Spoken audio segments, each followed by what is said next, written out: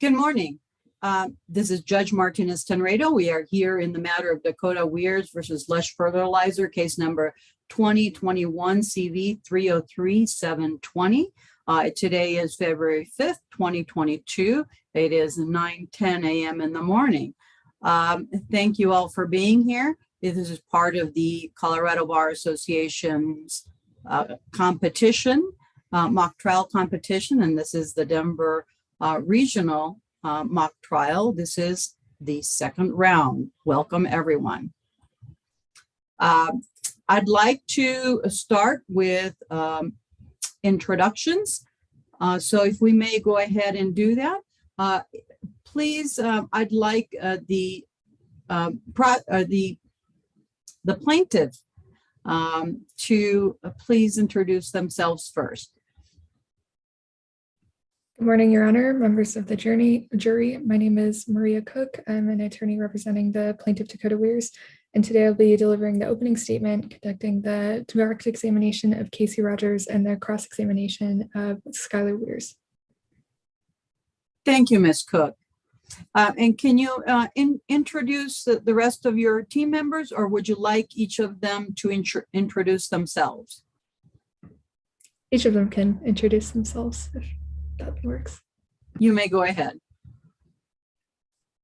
Good morning, Your Honor, and members of the jury. My name is Arusula Mabera, an attorney representing the plaintiff Dakota Weirs, and today I will be conducting the direct examination of Dakota Weirs and the cross-examination of Blake Doncourt.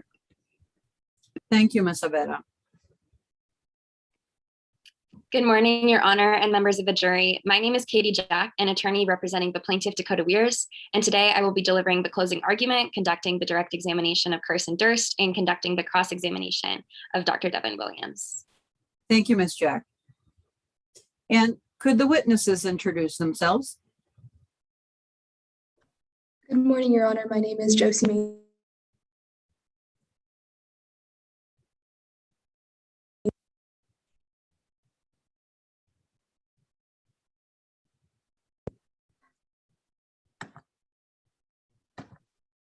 Can you hear me? Now I can hear you, Ms. Ferone. Good morning, Ms. Weirs. Go ahead and introduce yourself again, please, so that we can all hear.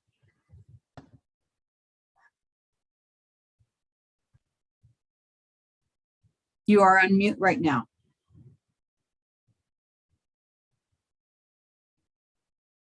Your Honor, I think she's rejoining the Zoom call. She might be having some technical difficulties. Sorry about that. Not a problem. We can go ahead and proceed with introductions of the remaining witnesses while she is rejoining us.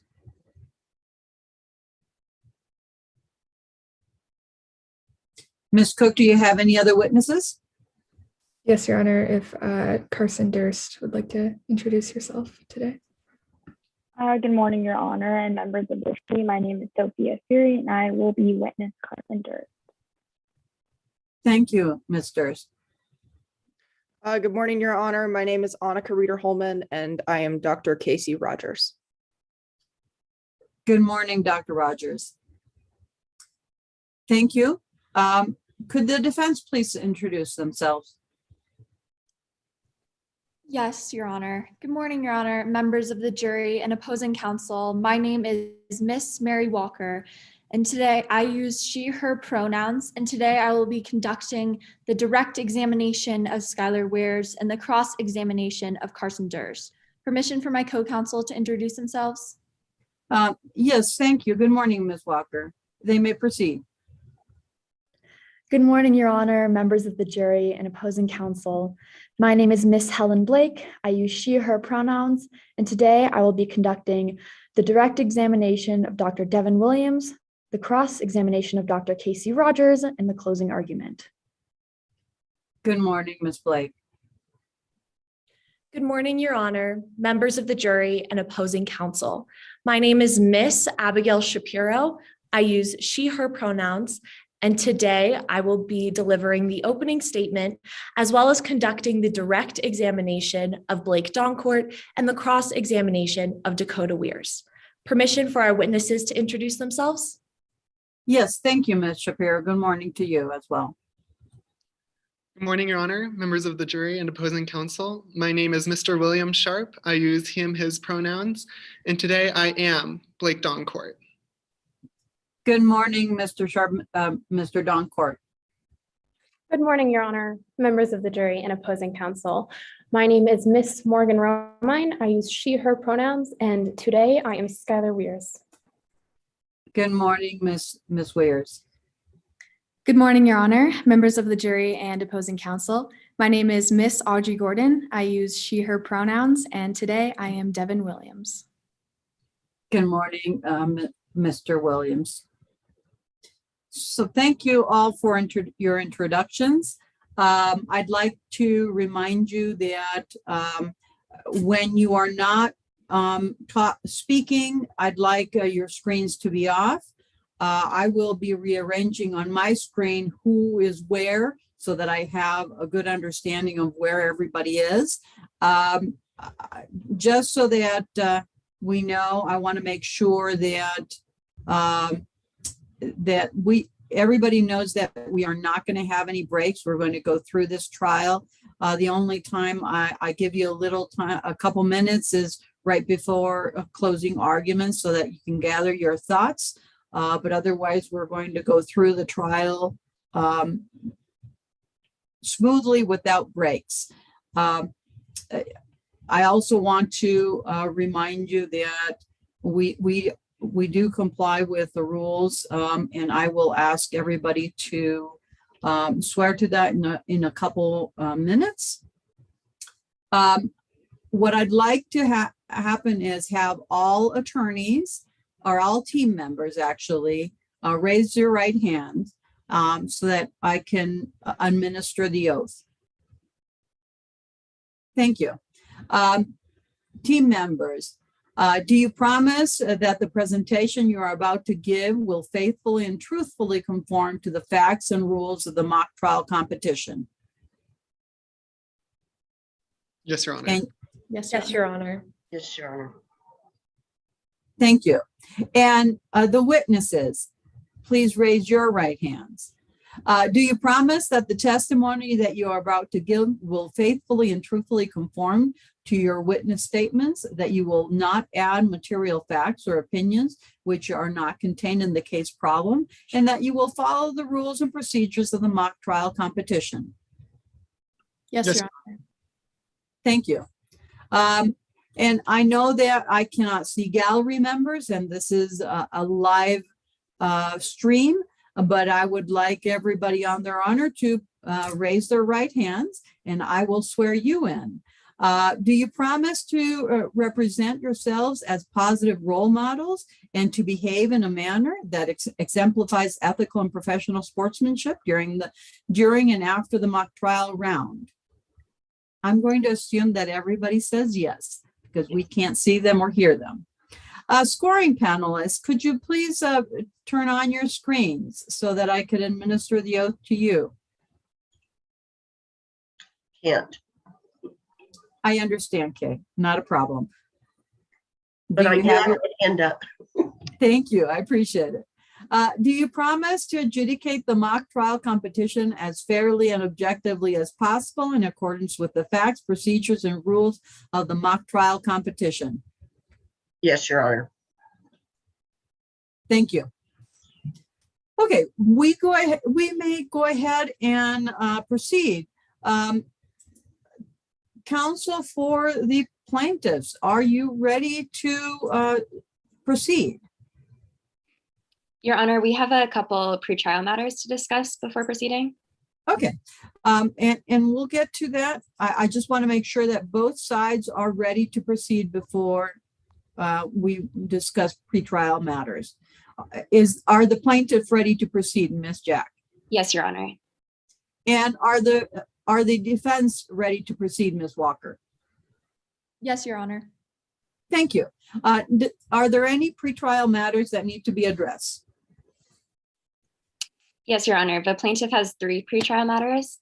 The first is that we asked to remain seated during direct examinations, cross-examinations, openings, and closings. Absolutely. It's very hard to in this platform not to do that. So Thank you, Ms. Jack, for bringing that to my attention. Everyone may remain seated so that you don't have to move your cameras around. I appreciate it. Thank you, Your Honor. The second was that the plaintiff asked to display evidence on the screen prior to motions for admission.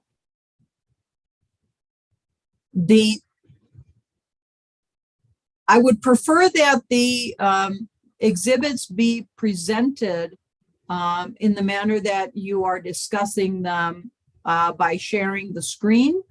That's my preference. If you need to do it some other way, let's address it at the time that you are presenting them. Okay, that sounds good. Thank you, Your Honor. The last one is that the plaintiff asked to reserve any extra time in the closing arguments for a rebuttal. Yes, you may. Okay, thank you, Your Honor. That was it for our pretrial matters. And Ms. Walker, do you have any pretrial matters that need to be addressed at this time? We have a few pretrial matters, Your Honor. First, we ask that the crossing attorney keep their camera on throughout the entire direct examination of the witness. And I prefer that as well, that both attorneys that are doing either the direct and the cross be on screen at all times. Thank you for bringing that up, Ms. Walker. What I would like is also that when you are not participating, that you click on your particular screen and hide the non-video participants to the trial so that I can see each of the witnesses better when the trial is proceeding. Does everybody know how to do that? Yes, Your Honor. Ms. Jack, does your team know how to do that? Your Honor, may we please have a quick explanation of how to do that? Yes. When you click on your name, you can right click and there's going to be a chat, a pin, and a hide non-video participants. Anybody that's not participating at the time, I'd like them to hide. And when you want to get back on the screen, you can do the same thing and unhide your participation.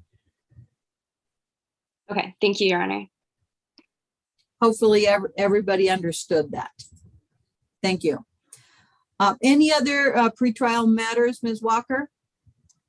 Yes, Your Honor. Lastly, we ask that for technical difficulties, including the process of screen sharing exhibits, that time be paused for both sides. Pursuant to the rules, we generally do not have a pause other than what the timekeepers do not pause until unless there's an objection. If there is a problem with screen sharing, then I'll agree that the party can pause. The attorney needs to raise that at the time. Are the timekeepers, and I apologize, I forgot to ask the timekeepers to show themselves so that I know who they are for each team. Ms. Jack, who is your timekeeper? Your Honor, we only have 6 people on our team for this competition, so we aren't able to provide a timekeeper, but I talked to the defense's timekeeper and she said that she would be able to time for our team as well. Okay, thank you, Ms. Jack. And Ms. Walker, who is your timekeeper? Today, our timekeeper is Miss Morgan Taylor for the defense. Okay. The plaintiff. And I'm not saying, oh, I do see her on the screen. Good morning, Miss Taylor. I appreciate it. Who is going to be sharing the screen to make the presentation of the exhibits? Ms. Jack? The individual attorneys will be sharing the screen when they want to present an exhibit. Okay, thank you. I appreciate that. And for you, Ms. Walker? Your Honor, we are using Miss Taylor to share our exhibits. Okay, thank you so much. I appreciate that. Any other pretrial matters, Ms. Walker? No, Your Honor. Okay, Thank you both for that. I like to get pretrial matters out of the way before we get started. Ms. Jack, are you ready to proceed with the plaintiff's case in chief? Yes, Your Honor, the plaintiff is ready to proceed. Okay. You may proceed and call your first witness. Oh, actually, you may proceed with opening statements, Ms. Jack.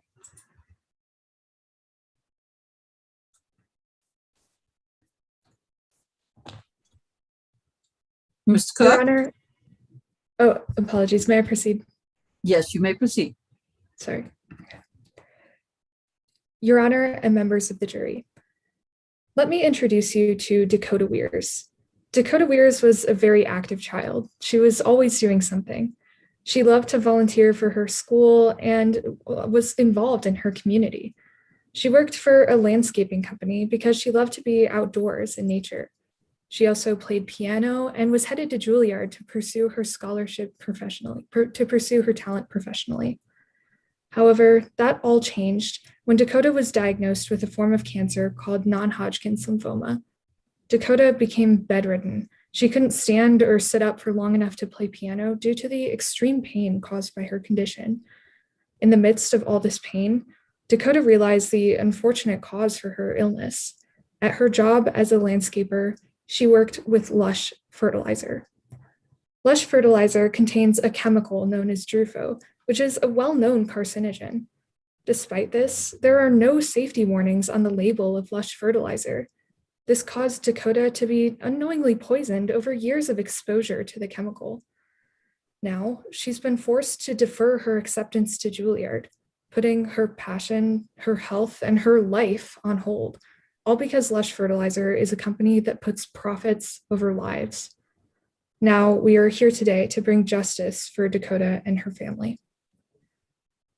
Today, you'll first hear from Dakota herself, who will tell you how difficult her life has become due to her sickness from Drufo.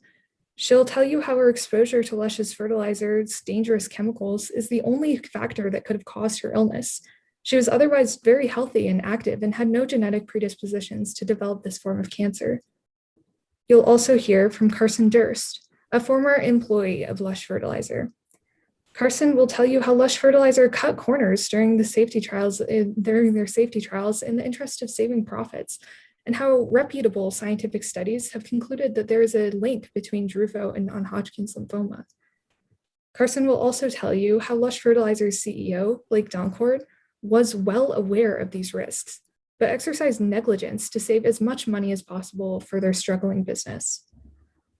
You'll hear from Dr. Casey Rogers, an expert in horticulture and agricultural technology who teaches at the University of California, Berkeley, who will describe the conclusive results of their study that exposure to Drufo definitively increases the risk of non-Hodgkin's lymphoma. Today, you'll also hear from the defense's witnesses. First, a representative of Lush Fertilizer, Blake Doncourt. They will tell you how they prioritize maintaining the bottom line of their company over everything else, failing to implement proper safety precautions in the interest of maintaining profit over lives. You'll also hear from Skylar Weirs, the plaintiff's twin sibling. Skylar Weirs, a journalist for The Rationalist magazine that regularly covers stories about climate change and vaccine skepticism, as well as UFO theories, will attempt to tell you about the environmental benefits of Drufo.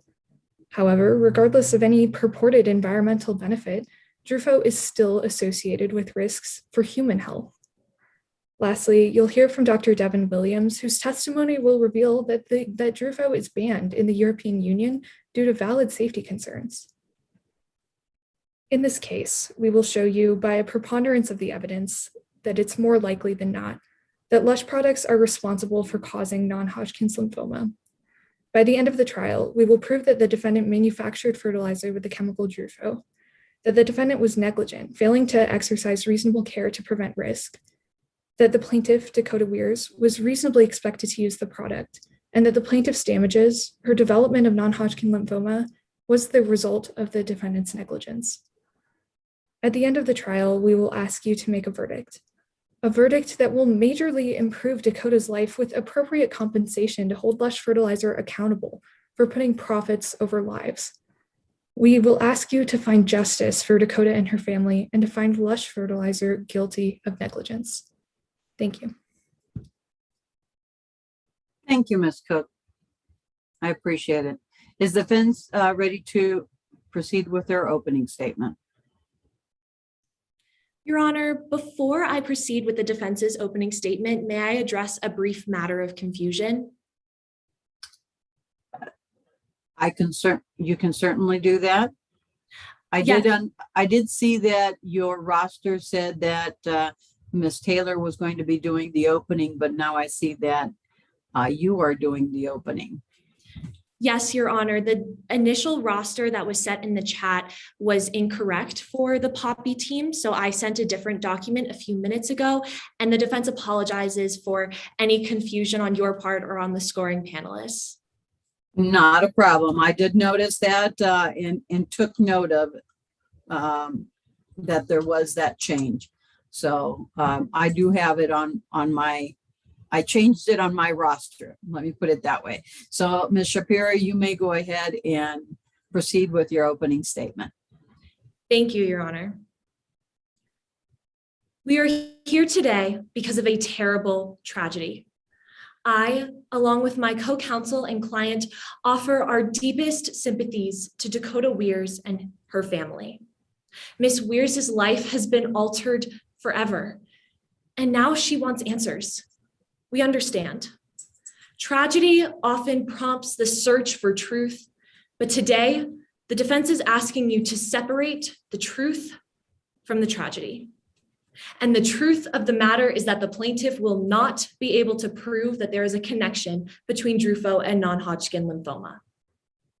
The defense will begin its case by calling Blake Doncourt to the stand.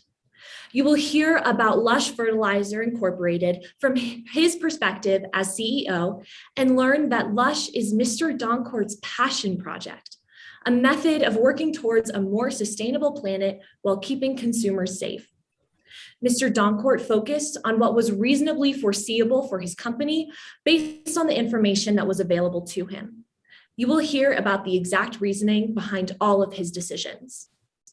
Next, the defense will call Skylar Weirs to the stand.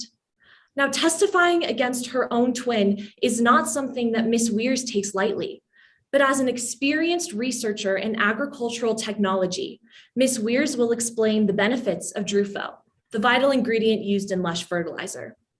She will tell you that Drufo is proven to be safer than its competitors because it reduces the need to use other fertilizers, resulting in less chemical exposure for both its users and the environment. Ms. Weirs will tell you that there is not a single viable study that links Drufo to non-Hodgkin lymphoma.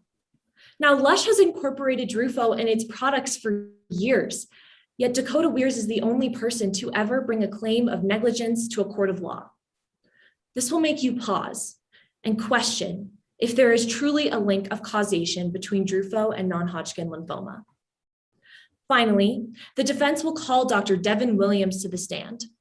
Dr. Williams leads the toxicology research and development labs for Lush and is also the outgoing chair of the company's ethics committee. She will testify that the use of Drufo has not been correlated with a significant increase in the incidence of non-Hodgkin lymphoma or any other condition. She will also address a study that the plaintiff will attempt to use to prove causation. Dr. Williams will challenge the veracity of this study because it is vague, not peer-reviewed, and it has never been replicated. The plaintiff claims that Lush was negligent.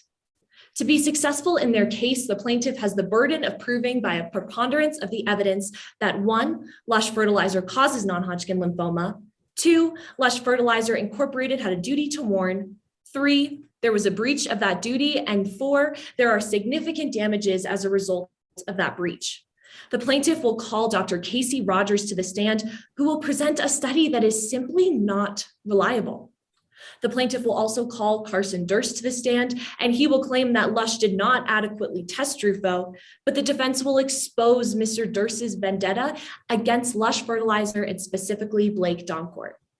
Lastly, the plaintiff will call Dakota Weirs to the stand. Ms. Weirs will claim that there is insufficient warning on Lush Fertilizer's user recommendation label, but she must also testify to the fact that she did not follow the proper instructions on this label.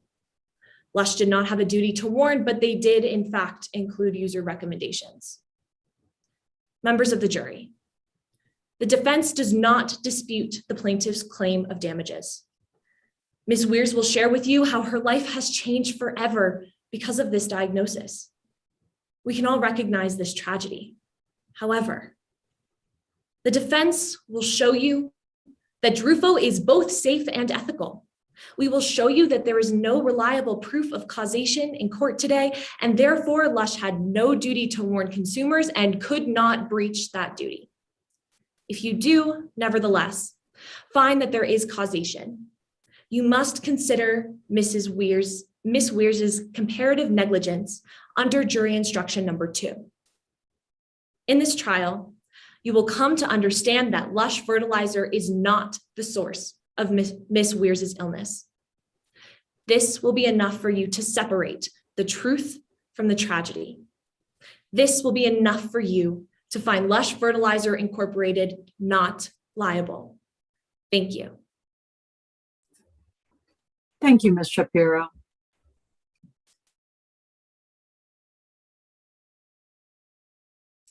Let's go ahead and have the plaintiffs call their first witness at this point.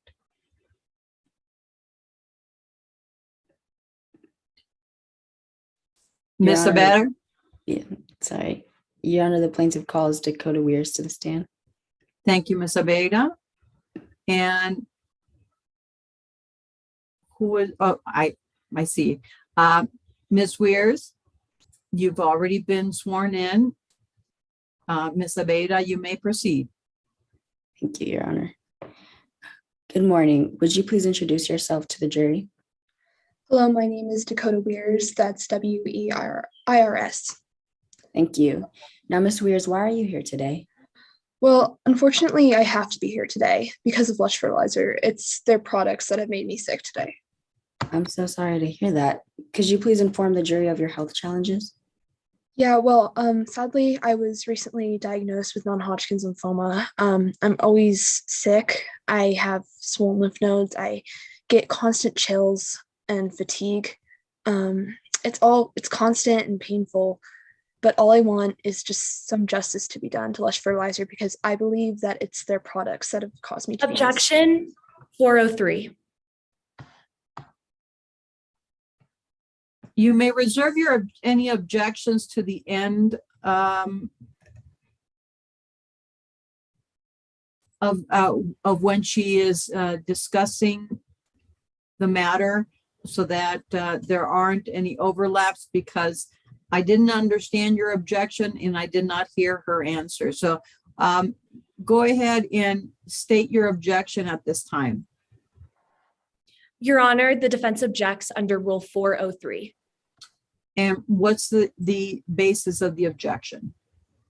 Your Honor, Dakota Weirs is not a scientist and does not have any specialized knowledge to testify to whether or not it is Lush Fertilizer that caused her illness. Therefore, this testimony is substantially more prejudicial than it is probative for the jury. And Ms. Abeda, do you have a response?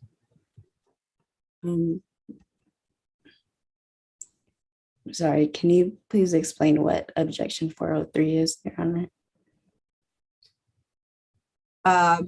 Ms. Shapiro just outlined that it is to do with the expertise of Ms. Weirs, that she does not have the expertise to testify that Drupal was the cause of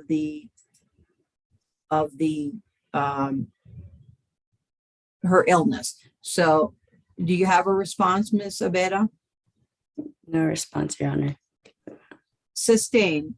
Ms. Weirs, you will refrain from discussing the actual cause. Thank you, Your Honor.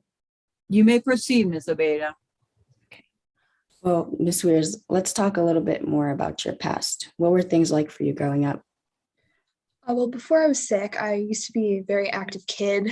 I used to volunteer a lot, help out in any way I could. Sadly, now the tables have turned and I'm always the one who needs help because of my condition. I used to be a fantastic student. I used to be involved in activities at school, but above all else, there was my love with music. Okay. Well, can you tell us more about that? Well, actually, I could talk about music for hours, but it all started when my grandpa, he gave this piano to my parents, and I became obsessed with it. And when I was old enough to reach the keys, I would play with my grandfather. And it was my way of becoming more close to him and feel like I was around him. But when my grandfather died, it just changed everything. How so? I became obsessed with the piano. It was my way of honoring him. I took lessons and I actually became quite good. Piano became my life and I loved it. It even got me into Juilliard with a scholarship. Has your passion for music changed since your recent diagnosis? It has, sadly. Now with the lymphoma, I can hardly play. I'm always too sick and I'm too tired. What hurts more though than this physical pain is that I feel like I've lost my grandfather a second time. I can no longer feel close to him as I used to when I could play the piano. Has your diagnosis affected your future plans? Yeah, so I'm allowed to defer my scholarship for up to 2 years, but I fear that I'll never be able to perform again. I'm very sorry to hear that. Well, let's move on to discuss what led up to your diagnosis. Can you tell us how you first came into contact with Lush Fertilizer? Yeah, so when I was 14, I worked for a small business. I did landscaping. I really loved the job. I could be outside and my job was to spread the fertilizer. I loved being outdoors. I didn't use the proper protection, but things would have been different if I knew there was a relationship to non-Hodgkin's lymphoma. Objection calls for speculation. Effect on listener? It'll be admitted not for the truth of the matter asserted, but how it affected Ms. Weirs. You may go ahead, Ms. Weirs, and testify. Your Honor, the defense objects to the testimony that was given by Ms. Weirs, in which she stated that if she had known something, then she would have done something different, and that testimony is speculation. Overruled. You may Yes. proceed, Ms. Weirs. When did you learn about Lush Fertilizer's possible relation to lymphoma? One day I was bedridden and I was watching TV and this story came on that was talking about Lush, and I learned that Drufo was in the fertilizer and that it could cause non-Hodgkin's lymphoma. I also learned that the company had lied about its safety, the safety of its products, exhibited by the leaked documents. I was able to retrace an old fertilizer bag that my old boss gave me, and he confirmed that we did use Lush fertilizer back then. Objection. This witness has testified to facts not in evidence. Ms. Shapiro, explain that a little more to me. Your Honor, this witness has testified that she watched a news story that told her different ideas about Lush fertilizer, and that news story has not been admitted into evidence. Ms. Abeda, do you have a response? Its effect on listener? I agree, overruled. You may proceed, Ms. Weirs. Yes, Your Honor. Would you recognize a copy of the fertilizer packaging if I showed it to you? Definitely, I worked with it a lot. Your Honor, permission to share my screen with what has previously been marked as Exhibit 1? You may proceed.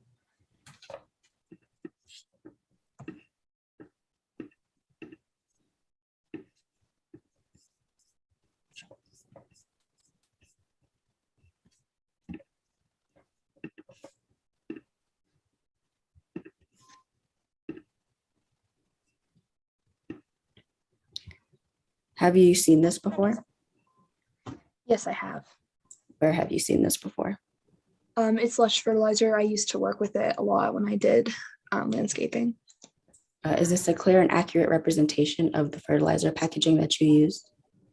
Yeah, that's the reason I'm here today. Your Honor, the plaintiff moves to admit into evidence.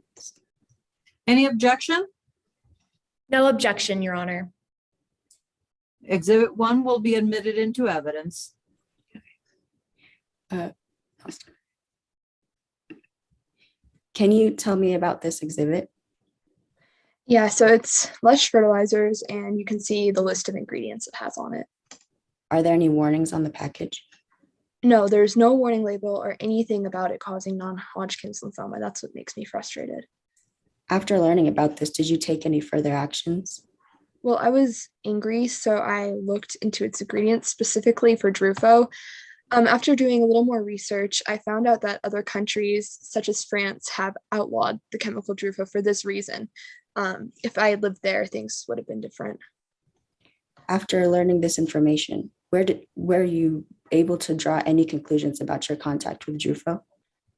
I believe that Drufo is what caused this illness. It's also confirmed by the fact that my twin Skylar doesn't have it. Objection. Pursuant to Rule 701, this is improper testimony. Can you elaborate, Ms. Shapiro? Yes, Your Honor. This is improper lay testimony.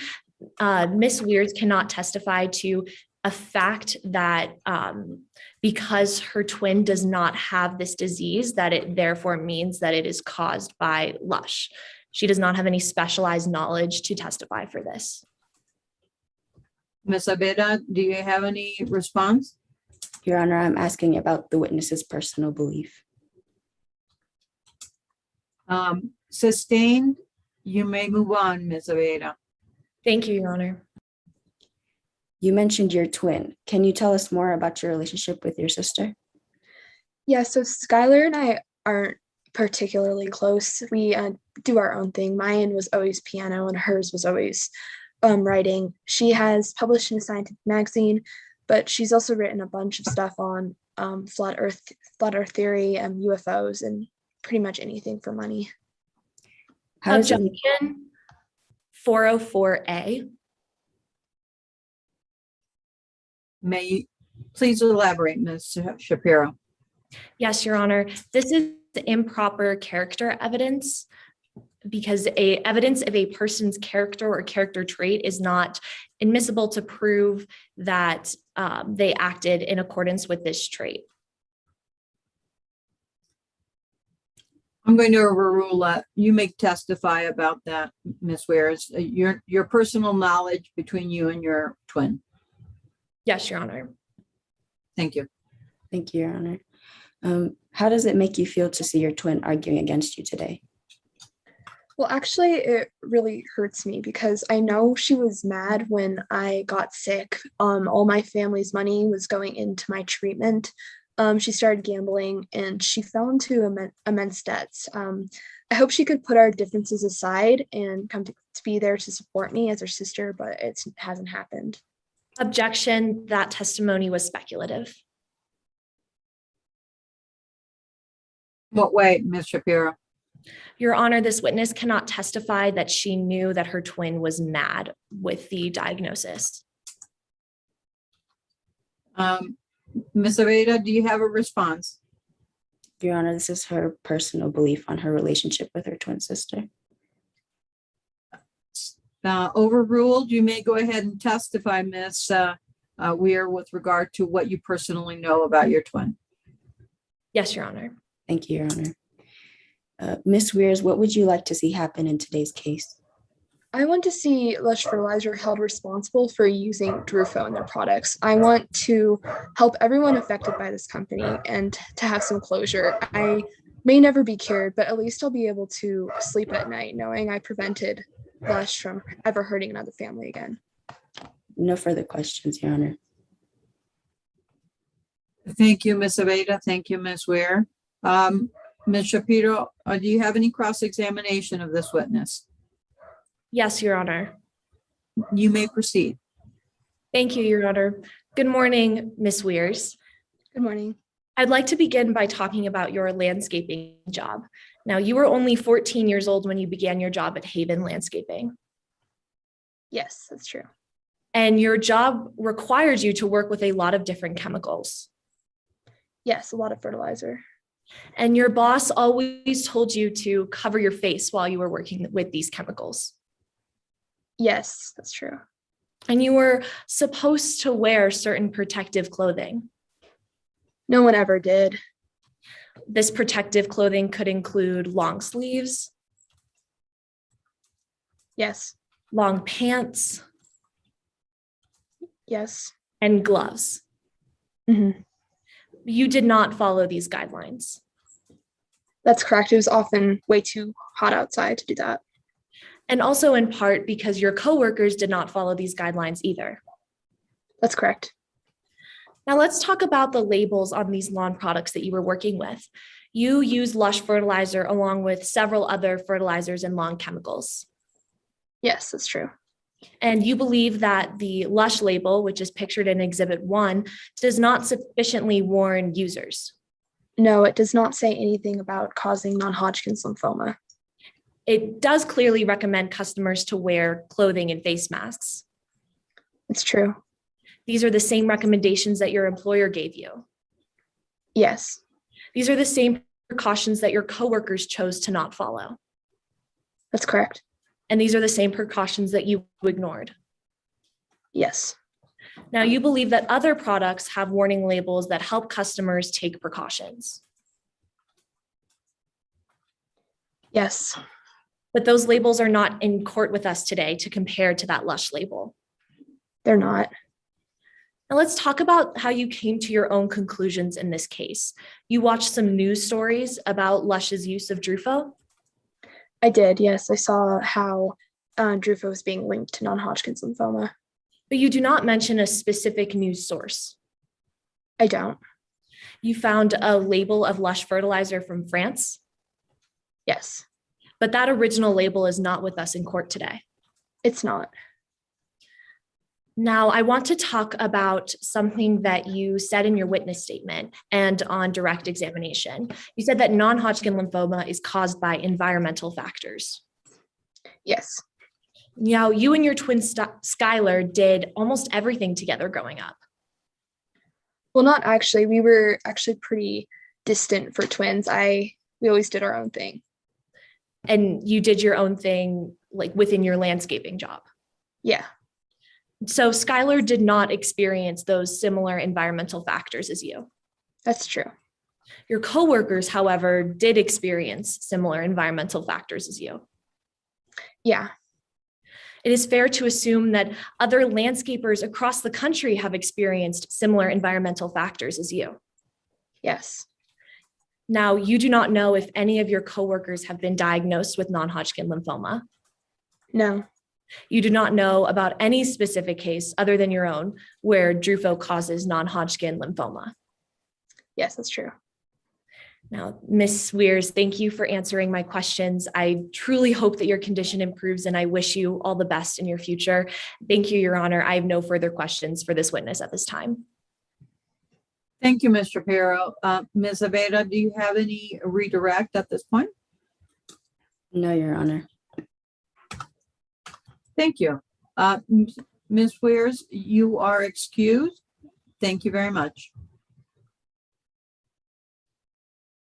Ms. Jack, do you have your next witness? Yes, Your Honor. The plaintiff calls Carson Durst to the stand. Ms. Durst, you are under oath. We've already asked you to address that. So, Ms. Jack, you may proceed with this witness. Okay, thank you, Your Honor. Good morning, Ms. Durst. May you please state your name and spell your last name for the record? My name is Carson Durst. That is spelled D-U-R-S-T. Ms. Durst, what do you do for a living? I'm currently the lead product developer for Terra's Greenery. What do you do in that role? I oversee Terra's Greenery development of its line of fertilizers and lawn enhancement products. How long have you been with Terra's Greenery? I have worked at Terra's Greenery since 2000. And did you have any other jobs before you began working there? Yes, I started working as an intern on the research and development team for Lush Fertilizer in 2003. That was my first job. What education did you receive before receiving that internship? I actually went to Arizona State University and graduated with a bachelor's in chemical engineering. And what led you to apply for the internship with Lush? I was good friends with the owner's son, Charles, and he informed me about the opportunity. I won't lie, I do think that my relationship with the family definitely helped me in the application process because they trusted me and knew that I would perform quite well. And after that internship concluded, did you continue working with the company? Yes, I did. I was promoted to a full-time position as a product development engineer. And what sort of work did you do within that role? Well, my biggest assignment I got with the company was working to develop Drufo, a patented bonding agent that Lush developed to keep its fertilizer products preserved and intact. When I joined the company in 2003, Lush Fertilizer was in process the safety of the bonding agent. And did you have a specific role within that testing? Yes, I was tasked with the researching one of the chemical compounds that comprise Drufo. And what did you find in your research? I found one study from England which concluded that the particular chemical compound may be carcinogenic in rats. Objection. This evidence has not been admitted. What's the basis of your objection? Best evidence, Your Honor. Thank you. Ms. Jack, do you have a response? Yes, Your Honor. Right now I'm laying foundation to admit this evidence. You may proceed with laying your foundation. Overruled. Would you like me to repeat the last question? Yes, please. Okay. What did you find in that research? I found one study from England which concluded the particular chemical compound may be carcinogenic in rats. And did you document that study? Yes, I did. I documented that study in my lab notebook on June 10th, 2003. Your Honor, may I have permission to display what has previously been marked as Exhibit 3 on my screen? Yes, you may. Thank you.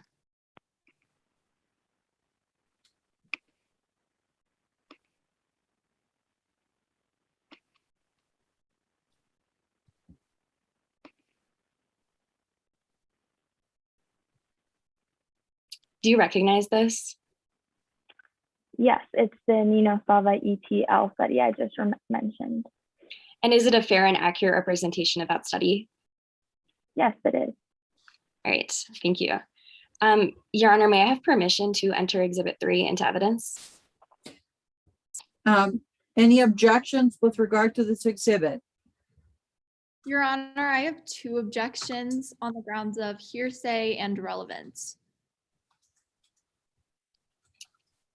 Is there any response? Yes, Your Honor. This is absolutely relevant because it is talking directly about the research that Carson Durst did during her time at Lush, which is what we are here to discuss today. And in regards to hearsay, it isn't being offered for the truth of the matter asserted. It's being offered because of the effect on the listener, which would be Carson Durst and the other people who looked at this study once she had researched it. Response, Your Honor? Yes, you may. Your Honor, if this exhibit is not being used to prove the truth of the matter and just to prove the effect of the listener, then this study is not relevant in this case. Rats are not humans and they have no relation, and Ms. Durst cannot attest to that.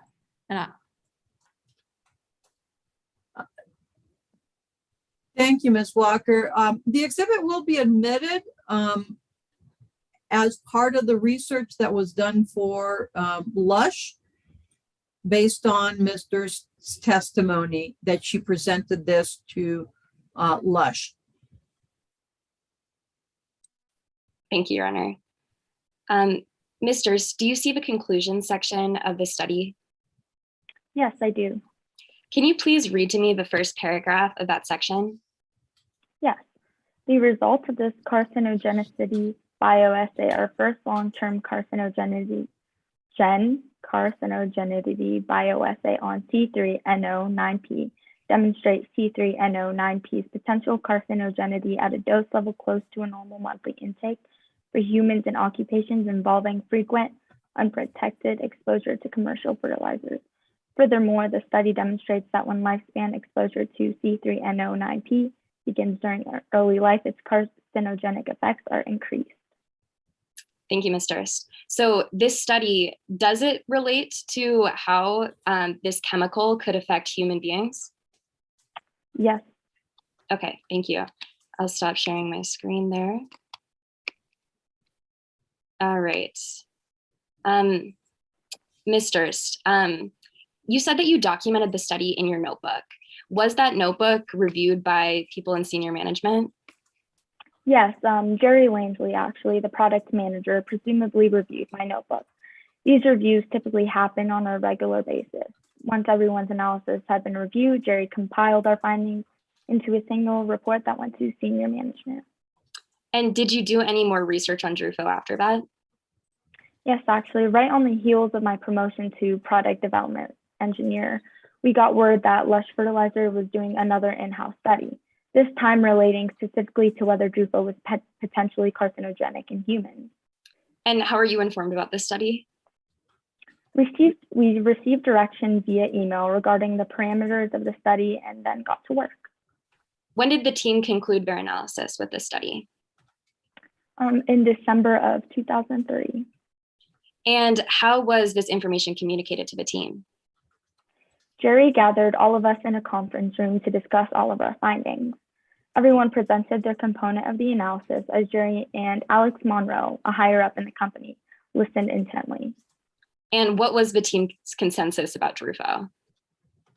Well, one scientist expressed concern that not only may Drufo contain a carcinogen, but that her analysis found that it was perhaps linked to non-Hodgkin lymphoma. And how did people react to that conclusion? Objection, Your Honor. People want to. Previous statement was hearsay. Ms. Jack, do you have a response with regard to the hearsay objection? Yes, Your Honor. So first of all, this is not a specific statement that my witness was quoting, but additionally, it's not being offered for the truth of the matter asserted. It's being offered because of the effect on listener, because I'm laying foundation for what the company's reaction to this information was. I'm not saying whether that information was valid or not. Response, Your Honor. Yes, Ms. Walker. Your Honor, I believe Ms. Durst just stated that the scientists had discussed the potential carcinogens of Drufo. That definitely goes to the truth of the matter in this case that we are disputing.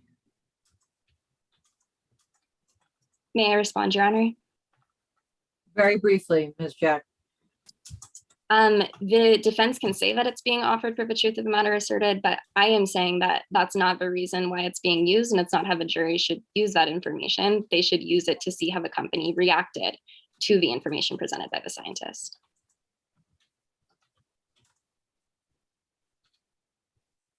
I'm going to limit the testimony, Ms. Durst, to your reaction and what happened with you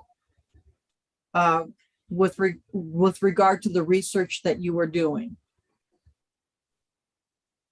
You may proceed, Ms. Jack. Thank you, Your Honor. Would you like me to repeat my last question, Ms. Durst? Yes, please. What was the reaction to this conclusion reached by the scientist? People wanted us to keep the information in the walls of the company. Okay, thank you. And was there ever an official report of the study? Yes, it concluded that further analysis is required before we were able to make any conclusions regarding the likelihood of the chemical compound at issue causing any long-term effects, including cancer. Did Lush conduct further analysis? No, they did not. Was non-Hodgkin lymphoma mentioned in the report? Not at all, but it did recommend baking Drufo as part of the production process to eliminate the probability Drufo could be considered as carcinogenic. And did Lush start baking their fertilizer because of this? No. Was this report representative of the research conducted by the team? No, it was quite obvious to me that some data was left out of the final report. I have no doubt that Lush Fertilizer knew about the risk that Drufo in its non-baked form could cause non-Hodgkin lymphoma and did its best to water down the studies and bury the causal link. Objection, Your Honor. This is speculation. Sustained. Please ask your next question, Ms. Jack. Why do you think this was done within the study and the final report? Drufo was critical to Lush Fertilizer's continued financial success. And did this discovery affect your employment at Lush? You could say that. Around the same time, I started to get some negative performance reviews, and I needed to find a performance improvement plan. I definitely became marginalized in the workplace. After a few months, I realized that I didn't have a future with the company. What did you do after that realization? I went to go speak with Blake Doncourt. And how did that conversation go? Not very well. At that point, I decided to apply for a job at Tara's Greenery. And did you get the job? I did, and I was fired from Lush in December of 2006. There was a legal battle about me moving to a different company, so I had to wait 6 months before working at Tara's. And why was that? They were worried that I would disclose trade secrets, but I wouldn't do that. I only wanted to continue working in the same field, and Lush was no longer a good environment for me. And has your employment at Tara's Greenery been successful? Yeah, it has been. We are working on a new fertilizer product that I'm very excited about. Tara's definitely doesn't have the problems I noticed within Lush. All right, no further questions, Your Honor. Thank you, Ms. Jack. Ms. Walker, do you have any cross-examination from Ms. Durst? Yes, Your Honor. You may proceed. Thank you, Your Honor. Good afternoon, Ms. Durst. I would like to talk about your relationship with Blake Doncourt. You were close with the CEO of Lush, Mr. Doncourt, correct? Yes, Charles and I played soccer together on the local traveling team, and we became best friends, went on a trip with family together, eventually went to school together. You say that they were like the family you never had. Yes, that is correct. Relevance? What's the relevance of that, Ms. Walker?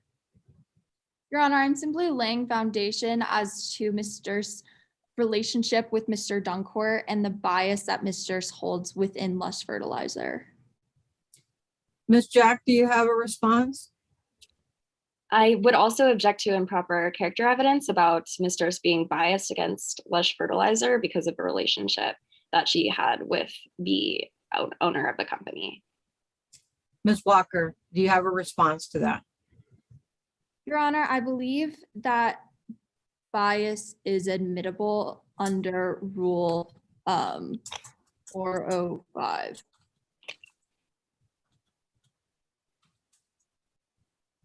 Ms. Jack, any reply with regard to that? No, Your Honor. I'm going to overrule Ms. Walker. You may proceed and ask your question again. Thank you, Your Honor. In fact, you say that the Doncourts were like the family you never had, Ms. Durst. Yes, that is correct. And as best friends with his son, Charles, he got his dad to offer you a job at an internship at Lush, correct? Yes, that is correct. I wasn't having any luck finding post-graduation employment. He told me that Lush Fertilizer was hiring interns for the summer. Thank you, Ms. Durst. So with this new job, you were tasked with helping to research the safety of Drufo, correct? That is correct. Specifically, you were tasked with researching the chemical compound of C3NO9P, correct? Yes, that is correct. Ms. Durst, do you know what C3NO9P stands for to help the jury out? That should be in the exhibition, I believe. Right, Ms. Durst, but I'm asking you if you could help the jury out by explaining what C3NO9P stands for. If I could get 1 second. That's all right, Ms. Move on. And you found a study to support this evidence that this chemical, C3NO9P, might be carcinogenic, correct? Yes, I found a study from England which concluded that the particular compound may be carcinogenic in rats. Right, Ms. Durst, this study was done on rats, correct? Yes, but I cannot find any studies that explored if it had really any adverse effects on others. Right. You could not find a single study that claims that Drufo might be carcinogenic in humans, correct? That is correct. Ms. Durson, while working at Lush, despite the one article you found, you rose quickly through the ranks. That is correct. In fact, you were promoted to a full-time position as a product development engineer shortly after you had arrived. Yes, although I had worked hard for that position, it wasn't something that was just given to me. Right, Ms. Durst, only after 3 months of being an intern at Lush Fertilizer. Yes, that is correct. Once again, I worked very hard for that position. Now, in December of 2003, your team conducted another in-house experiment That is correct. to test whether Drufo was potentially carcinogenic in humans. Yes. And this report came out. Sorry? And this report came out, correct? Yes, Which you read.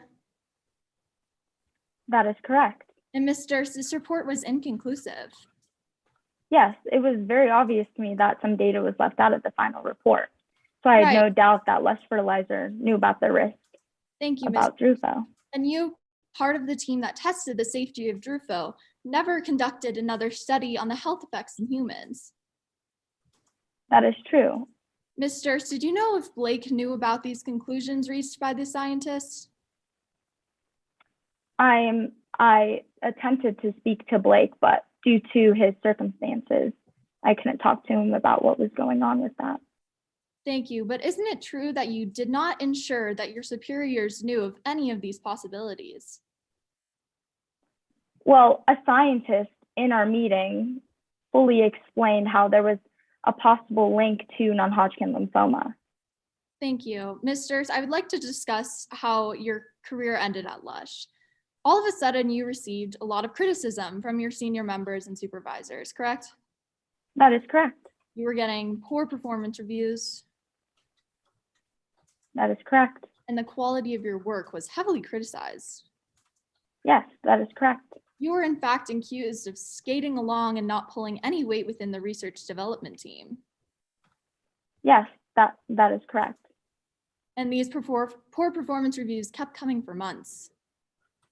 Yes, Up until 2005 when you confronted Mr. Duncourt yes, that is correct.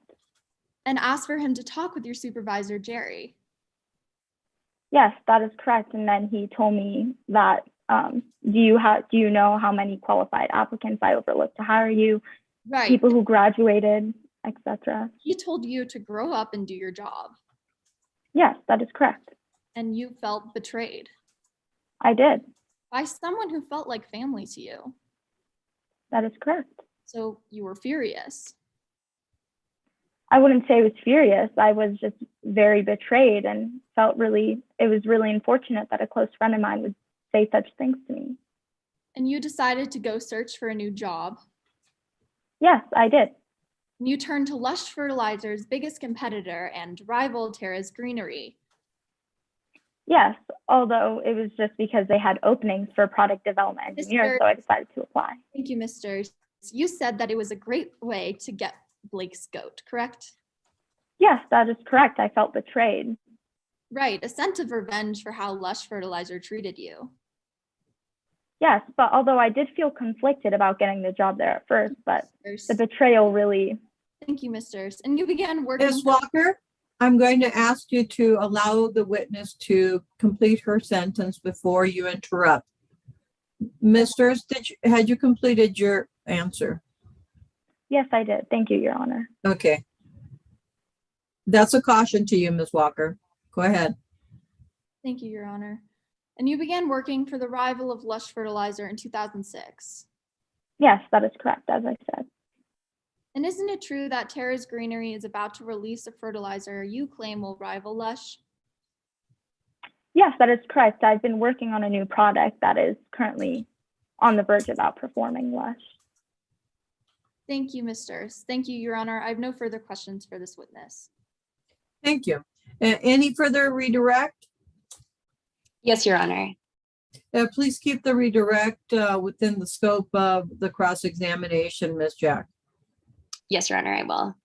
May I proceed? Yes, you may. Okay, thank you. Ms. Durst, how much longer were you with the company after the study in 2003? After the study in 2003. Yes. How much longer did you stay in the company? Not much longer after I started receiving bad reviews Okay. and poor treatment from Blake. And how long has it been since you left the company? It has been a couple of years now. Okay. And in the vast amount of time that you've left the company, did Lush ever decide to test whether Drufa was carcinogenic in humans after their inconclusive study? No, they did not. Okay. And my last question is, why are you testifying here today? I'm testifying here today because it hurts me that a close friend of mine is okay with allowing these chemical compounds to hurt their consumers who have no idea what is in there. No further questions, Your Honor. Thank you. Thank you, Ms. Durst. You are excused. Ms. Cook, do you have your next witness? Yes, Your Honor, the plaintiff calls Dr. Casey Rogers to the stand. Thank you, Ms. Cook. Ms. Rogers, you are under oath. You may proceed, Ms. Cook. Thank you, Your Honor. Good morning. And I apologize, it's Dr. Rogers. I apologize for calling you Mr. Dr. Rogers. Ms. Cook, you may proceed with Dr. Rogers' direct examination. Thank you, Your Honor. Good morning, Dr. Rogers. Can you please state your name and spell your last name for the record? Of course. My name is Dr. Casey Rogers. That's Rogers. I'd like to start out by discussing your career. What do you do for a living? I am currently employed as a professor in the horticulture and entomology department at the University of California at Berkeley. And do you have any education in your field? Yes, I have a PhD in agriculture and entomology from the University of California at Berkeley, and I earned my Bachelor of Science degree in agriculture and chemistry from Colorado State University. And in your career, have you specialized in any particular research? Yes, I mostly researched the effects of exposure to agricultural chemicals. Prior to earning my PhD, I worked as a research analyst for a large multinational chemical company. I have published numerous scholarly articles on the negative and harmful effects of prolonged exposure to various chemicals, including Drufa. And can you explain why your research is relevant to today's case? Yes, of course. For many years, I have been studying the potential harmful effects of prolonged exposure to chemicals on the body. My research has been used in litigation, administrative advisory boards, and I have been asked to make recommendations to companies and regulatory agencies on precautions that should be taken by laborers who are exposed to chemicals. Your Honor, the plaintiff moves to enter Dr. Casey Rogers as an expert in agricultural technology and the effects of chemicals on the body. Ms. Blake, do you have any objections? No objections, Your Honor. Any voir dire? No voir dire, Your Honor. Dr. Rogers accepted as an expert in the field. Thank you. May I proceed, Your Honor? You may proceed. So have you specifically researched the Drufa fertilizer? Yes, I have. And can you describe Lush's Drufa fertilizer? Of course. Drufo is a patented ingredient that Lush uses in its products as a bonding agent to keep the fertilizer present and intact. And why did you research Drufo fertilizer specifically? Well, Drufo caught my attention because I felt it was rushed to the market. I had heard reports on potential negative side effects of the substances and decided to conduct a study to research if there were adverse health effects in persons who were exposed to Drufo over long periods of time. Objection, Your Honor. Though the witness has made clear she has expertise in toxicology, she has no expertise in market analysis and can therefore not make any testimony regarding to how Drufo was rushed to the market. May I respond, Your Honor? Yes, you may, Ms. Cook. The witness is simply testifying about their initial interaction with Drufo that motivated their further research. They're not making any claims about the ethics of Lush's marketing tactics. They're simply recording their observation of Drufo.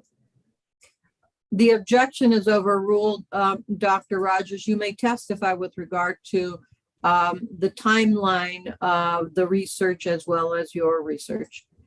You may proceed. Okay. So I'll repeat my question. Why did you specifically research the Drufo chemical? Well, Drufo caught my attention because I felt that it was rushed to the market. I had heard reports on potential negative side effects of the substances, and I decided to conduct a study to research if there were adverse health effects in people who were exposed to Drufo over long periods of time. So did you conduct this study on the health effects? Yes, I did. And can you explain how you set up this study? Of course. Well, first, I personally analyzed the chemical makeup of each product using a mass spectrometer. I put together a control group of people who had never been exposed to Drufo, a group with those exposed on occasions, and a group that were exposed to Drufo on an almost daily basis. The groups were monitored over a period of a year following the exposure for various health conditions compared to the control. And can you explain the results of your study? Of course, this study found an increase in serious health conditions and diagnoses of individuals who were exposed to Drufo compared to the control group. The study found higher incidences of cancer, including non-Hodgkin lymphoma. It found those with prolonged exposure were 10 times more likely to be diagnosed with cancer than those without, and 5 times more likely if they had an occasional exposure. These results suggest a correlation between exposure to Drufo and cancer, usually endocrine and exocrine-based varieties like non-Hodgkin lymphoma. What is non-Hodgkin lymphoma? Non-Hodgkin lymphoma is a specific cancer that affects the white blood cells called lymphocytes. The lymph system is part of the immune system that fights off infection and other diseases and helps to move fluid around the body. It can start in any area with lymph tissue, like the lymph nodes, the spleen, bone marrow, thymus, adenoids, and tonsils. Like most cancers, the severity and speed of the spread varies with the 4 stages of the lymphoma. The 5-year survival rate is 72%, but can be affected by many things and can be controlled but never cured. Depending on the stage and progression, it can be treated with chemotherapy, monoclonal antibodies, radiotherapy, stem cell transplant, or surgery. Objection, Your Honor, outside of the scope of the witness's expertise. Ms. Cook, do you have a response? Yes, Your Honor. The witness has testified that their study found that non-Hodgkin lymphoma was one of the effects of the Drufo chemical on the body. So they're simply testifying about that effect, which they have been entered as an expert in. Response, Your Honor? Yes. Though the witness has made clear that she is certainly tendered in research analysis and effects of chemicals on the body, she has not made clear that she has any specialized expertise in cancer and therefore cannot testify to the effects of cancer, how it starts, or cancers in general. It sounds like Dr. Rogers specifically has researched that. So I'm going to allow the question. Dr. Rogers, you may proceed with your testimony. Overruled. Thank you. Ms. Cook, go ahead. Thank you, Your Honor. So what is it like to live with non-Hodgkin's lymphoma? Well, the pain from the actual cancer is extensive. It messes with your everyday life. Symptoms of non-Hodgkin lymphoma include night sweats, fever, weight loss, tiredness, loss of appetite, anemia, and an itch all over the body, which can make living very unpleasant. In addition, the treatment, depending on the severity of the lymphoma, is very hard on the body because it can never be completely cured. Those with this can become immune compromised and more susceptible to disease for life. And how is non-Hodgkin's lymphoma diagnosed? Doctors diagnose non-Hodgkin lymphoma through testing such as CT scans, MRI scans, blood tests, and bone marrow biopsy. So what are some of the causes of non-Hodgkin lymphoma? Well, non-Hodgkin lymphoma is not genetic, so it is usually caused by an exposure to an environmental condition, including pesticides that toxins can be absorbed through the skin or inhaled through the respiratory system. And did you research Dakota Weir's specific case of non-Hodgkin lymphoma? Yes, I was given access to Dakota Weir's employment and medical records. And based on your investigation, what conclusions were you able to draw about Dakota's case?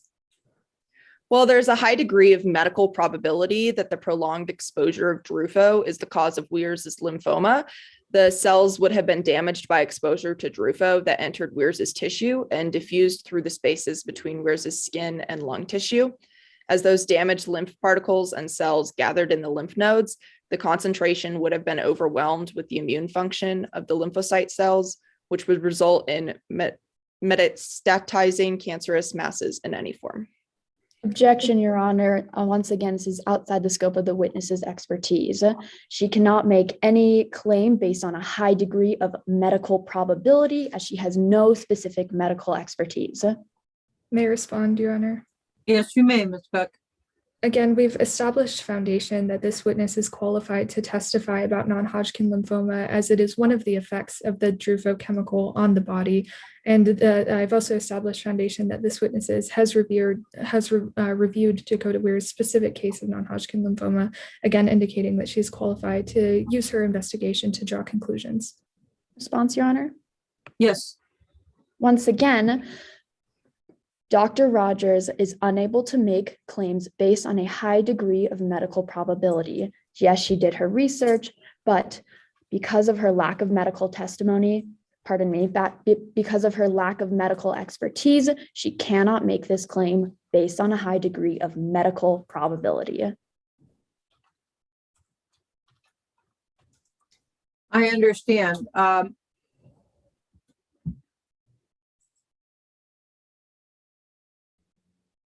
In this matter, Dr. Rogers may testify with regard to what she has researched in terms of any medical information she obtained during her research, and she may testify with regard to that. So I'm going to limit somewhat of the testimony Dr. Rogers provides with regard to the medical testimony. You may proceed. Dr. Rogers, were you finished with your answer to my previous question? I was, yes. Okay, we have no further questions. You may cross-examine, Ms. Blake. Thank you, Your Honor. Good morning, Dr. Rogers. Morning. Now, this is your first time testifying as an expert witness, is that correct? Yes, that is correct. And you're hoping it won't be your last? Yes, I'm hoping that I can testify again on behalf of the effects that Drufo has on the human body. So if this case goes the way it should, you assume it will open the door to class action lawsuits. Is that correct? Yes, assuming that the plaintiff wins this case, yes. And you will be on the forefront of that battle. Hopefully, yes. Thank you, Dr. Rogers. I'd like to move on to your study. First of all, you mentioned that there were not sufficient studies conducted on Drufo's safety prior to its release, correct? That is correct, yes. And yet you were not involved in the development of Drufo? No, I was not. You were not involved in the testing of Drufo? No, but I performed my own research after it was released. Of course. And you researched other potentially harmful substances as well, correct? Yes, I did. And yet you didn't mention the names of any of those harmful substances? No, I did not. You also note that you had been hearing reports on the potentially negative effects of Drufo. Is that correct? Yes, that is correct. And yet nowhere in your statement do you note where you heard those reports? No, I do not. Nowhere in your statement do you mention who had written those reports? Objection asked and answered. Response, Your Honor? Yes. I did not ask or who had written the reports. I asked whether or not she had heard the reports. Whether she had heard? Where she had heard the reports. May I respond, Your Honor? Yes, Ms. Cook, you may. The first question was about where she had heard the reports from. The second question was who had written the reports. That is eliciting the same answer. The question has been asked multiple times. I'll allow you, Ms. Blake, to re-ask the question. I'm not quite certain there was an answer that came through, at least to me. So you may go ahead and re-ask your question. Thank you, Your Honor. Dr. Rogers, nowhere in your statement do you mention who had written the reports you heard. No, I do not. And nowhere in your statement do you mention when those reports were published. No, I do not. And so you conducted your own study. Yes, that is correct. I conducted my own study on the negative effects of Drufo. Yes. And in your study, you followed persons who were exposed to Drufo over long periods of time. Is that correct? Yes, as well as we had a control group and an occasional exposure group, as well as a long-term exposure group. Of course. And yet nowhere in your statement do you mention how long periods of time is. Is that correct? That is correct. I don't specify. Nowhere in your statement do you detail how large the groups were that you studied. No, I don't. In fact, you only chose to share your conclusion of the study. Is that correct? That is correct. And I'd like to talk about that. You come to the ultimate conclusion that Dakota Weirs' non-Hodgkin's lymphoma was caused by Drufo. Is that correct? Yes, that is correct. And like you said in your direct examination, you came to this based on a high degree of medical probability. Yes, that is correct. And despite your lack of medical credentials, you still felt comfortable coming to this conclusion. Is that correct?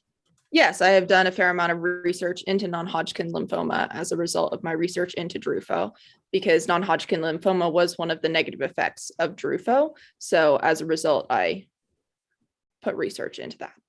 Sure. And am I correct in saying that nowhere in your statement do you detail whether your study has been replicated? That is correct. It has not been replicated. And nowhere in your nowhere in your witness statement do you detail whether your study has been peer reviewed. It has not, no. Thank you. I'd like to take a step back and look at some technicalities. One of the parts of your studies was examining ways to mitigate and prevent exposure to Drufo. Is that correct? Yes, that is correct. And you found that overall, those exposed to Drufo were primarily exposed by breathing in the product.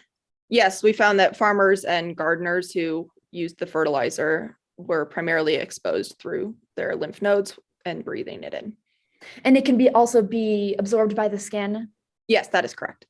And in order to prevent this, someone using fertilizers with Drufo can wear long pants, correct? Yes, we recommend wearing long pants, long sleeves, and medical grade masks such as N95s. And yet, am I correct in saying that Dakota Weirs took none of these protective measures? Objection, lack of personal knowledge. Response, Your Honor? Yes. If I am correct, Dr. Rogers heard Dakota Weirs' testimony earlier today in court. She should know whether or not Dakota Weirs was wearing long pants, long sleeves, or a mask. Ms. Blake, you may go ahead and ask those foundation questions of Dr. Rogers. Thank you. So, Dr. Rogers, did you hear Dakota Weirs' testimony today? I did hear it, yes. And am I correct in saying that Dakota Weirs took none of those protective measures to prevent exposure or mitigation to Drufo? Yes, I heard that she did not wear any long sleeves or a mask or long pants when working with the fertilizers. Thank you, Dr. Rogers. Thank you, Your Honor. I have no further questions. Thank you. Any redirect, Ms. Cook? No redirect, Your Honor. Thank you. Dr. Rogers, you are excused. Ms. Cook, are you, are the plaintiffs resting at this point? Yes, Your Honor. Thank you.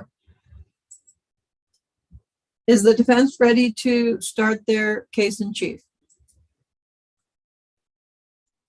Yes, Your Honor. The defense calls Mr. Blake Doncourt to the stand. Thank you, Ms. Shapiro. Mr. Doncourt, I remind you of your that you've already been sworn in. Yes, Your Honor. You may proceed, Ms. Shapiro. Thank you, Your Honor. Good morning, Mr. Doncourt. Please introduce yourself to the jury. Hello, my name is Blake Doncourt. I use he, him, his pronouns, and I'm a business person and passionate environmentalist. Can you tell us more about your business? Yes, I am the CEO of Lush Fertilizer Incorporated. We are a globally recognized brand that is known for our innovative products that help our customers grow beautiful green grass. Now, what inspired you to start Lush Fertilizer Incorporated? Well, way back in the day, I was walking around the Flatirons and I was astonished by the beauty that surrounded me, and it inspired me to start Lush Fertilizer Incorporated back in 2000. What started as a passion business grew into an empire, but my love for the environment has always stayed the same. And how does your business intersect with your passion for the environment? Well, at Lush, we think with the environment at the front of our minds. That's why we donate 10% of all of our profits to charities that go to help our environment. Is this work paying off? Well, I have won several awards, but even more than that, this work has been and will be always really close to my heart. I would say I have two main priorities in life: creating safe products and making sure that our planet is safe. How do you ensure that Lush's products are safe? Well, like I said, I'm a business person. I'm not a scientist. So I rely on my colleagues at the scientific department of Lush Fertilizer to test our products and report results back to me. Mr. Doncourt, did you hear Carson Durst's testimony in court today? I did. Did she ever bring these concerns to you? Not once. What is your relationship like with Ms. Durst? I look at Carson like my own daughter. I mean, I guess I used to. And that's why their decision to work for Tara, our biggest rival, was so hurtful to me. And now to testify to these awful allegations in court today, I mean, it's hard for me to reconcile with. Now, did anyone ever report to you that Lush Fertilizer or any of Lush's products were unsafe? No. And I want to clarify that we are in the business of dealing with chemicals that are inherently toxic, but I was never alerted to any levels of toxicity that would be particularly dangerous to any of our customers. I don't know what I would have done had something bad happened to one of our products. Did you take precautions to ensure that your products were safe? Of course. We did plenty of testing and research on all of our products before we put them on the shelves. We also put user recommendation labels on all of our products that we expect our customers will follow. Were there any possible precautions that you chose not to take? I mean, I suppose we could have baked the fertilizer. Now, why didn't you? I mean, to be honest, none of the data pointed to anything uniquely dangerous about any one of our products. Speaking from a business perspective, baking the fertilizer would have been costly to remedy an issue that was never there to begin with.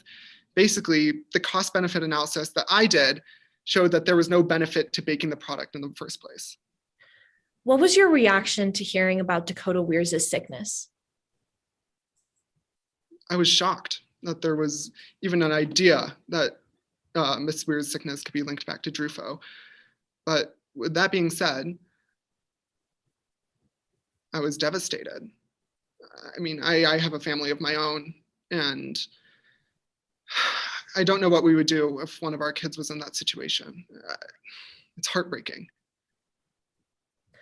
Mr. Doncourt, we are here today because Ms. Weirs believes that her sickness is Lush's fault. What was your reaction to this accusation? I can't emphasize this enough. I do not have any hard feelings towards Ms. Weirs for any of this. She's in an impossible and frankly vulnerable situation. I mean, these greedy expert witnesses are here and these slimy lawyers. Mr. Doncourt, I hate to interrupt you, and I understand that this is a highly emotional situation, but please try to limit your response to my question. What was your reaction to this accusation? My apologies, Ms. Shapiro. It's just hard for me to contain my emotions at a time like this. Look, all of Lush's products are safe. We're not the villains here. I want answers from Ms. Weirs just like everyone else. But the answer is not to blame my innocent company that I've worked so hard to create. The truth is, we need to separate the truth from the tragedy. Thank you, Mr. Doncourt. Thank you, Your Honor. I have no further questions for this witness at this time. Thank you, Ms. Shapiro. Ms. Avera, do you have any questions for Mr. Doncourt? Yes, Your Honor. You may proceed with cross-examination. Thank you, Your Honor. Thank you.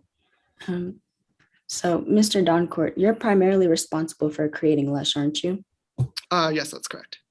And you've worked for years to create your company, right? Yes, it's probably my biggest pride. Nowadays, it's very profitable, correct? Yes, I would say it's definitely come a long ways.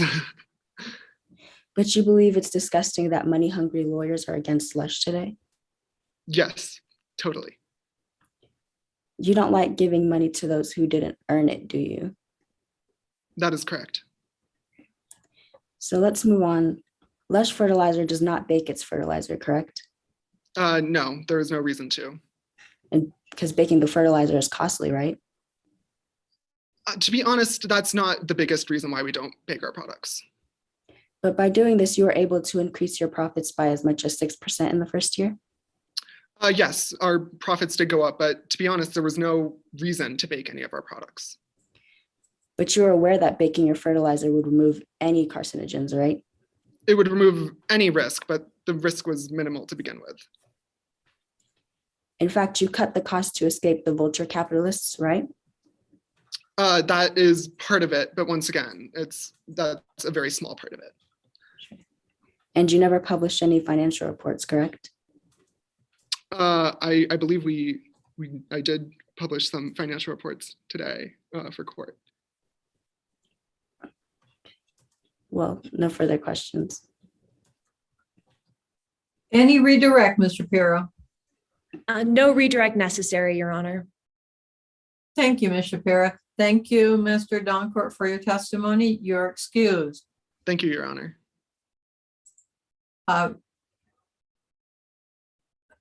Will the defense call their next witness? Yes, Your Honor. The defense calls Ms. Skylar Weirs to the stand. Thank you, Ms. Walker.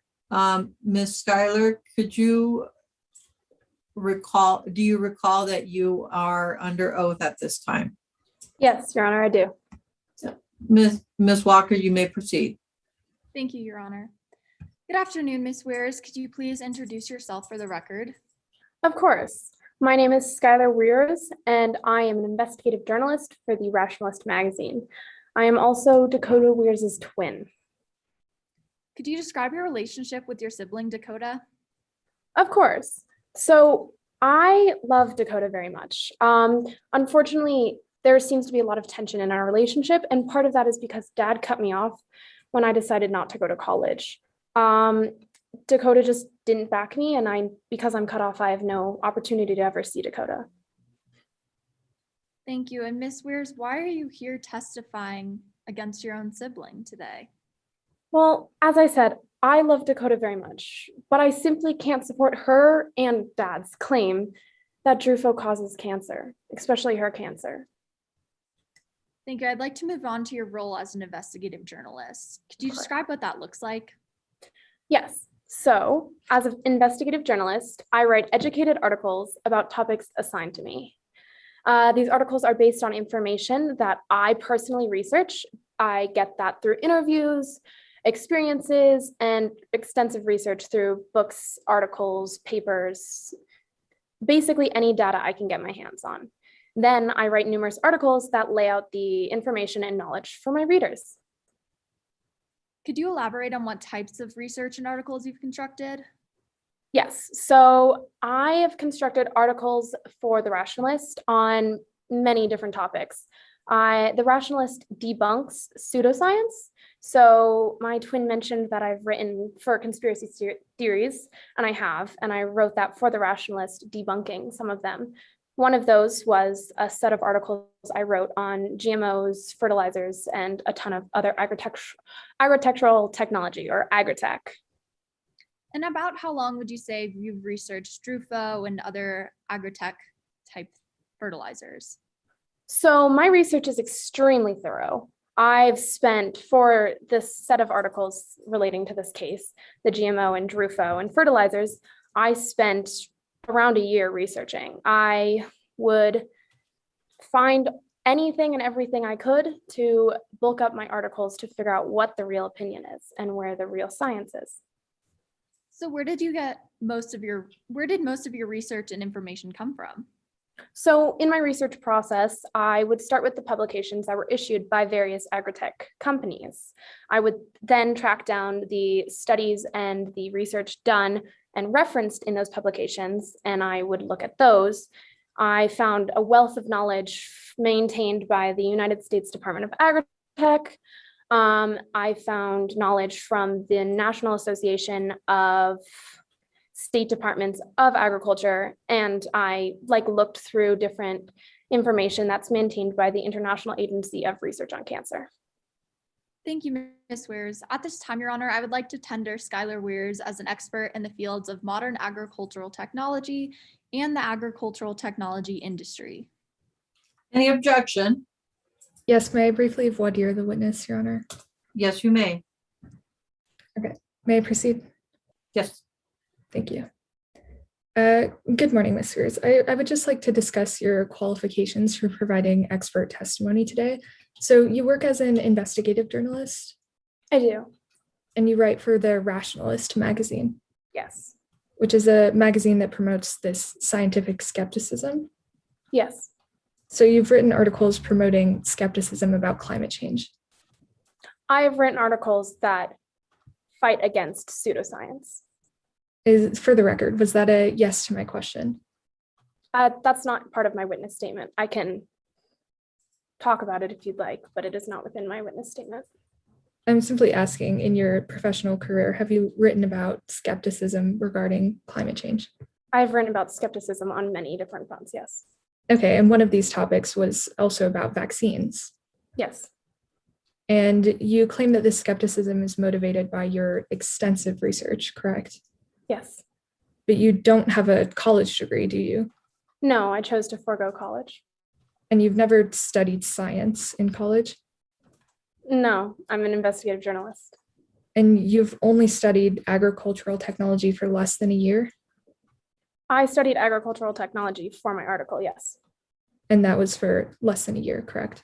I spent about a year researching for those articles, yes. Okay, Your Honor, we have two objections to this witness being entered as an expert. First, the defense has not provided the foundation for the requisite skill, knowledge, or education of this witness.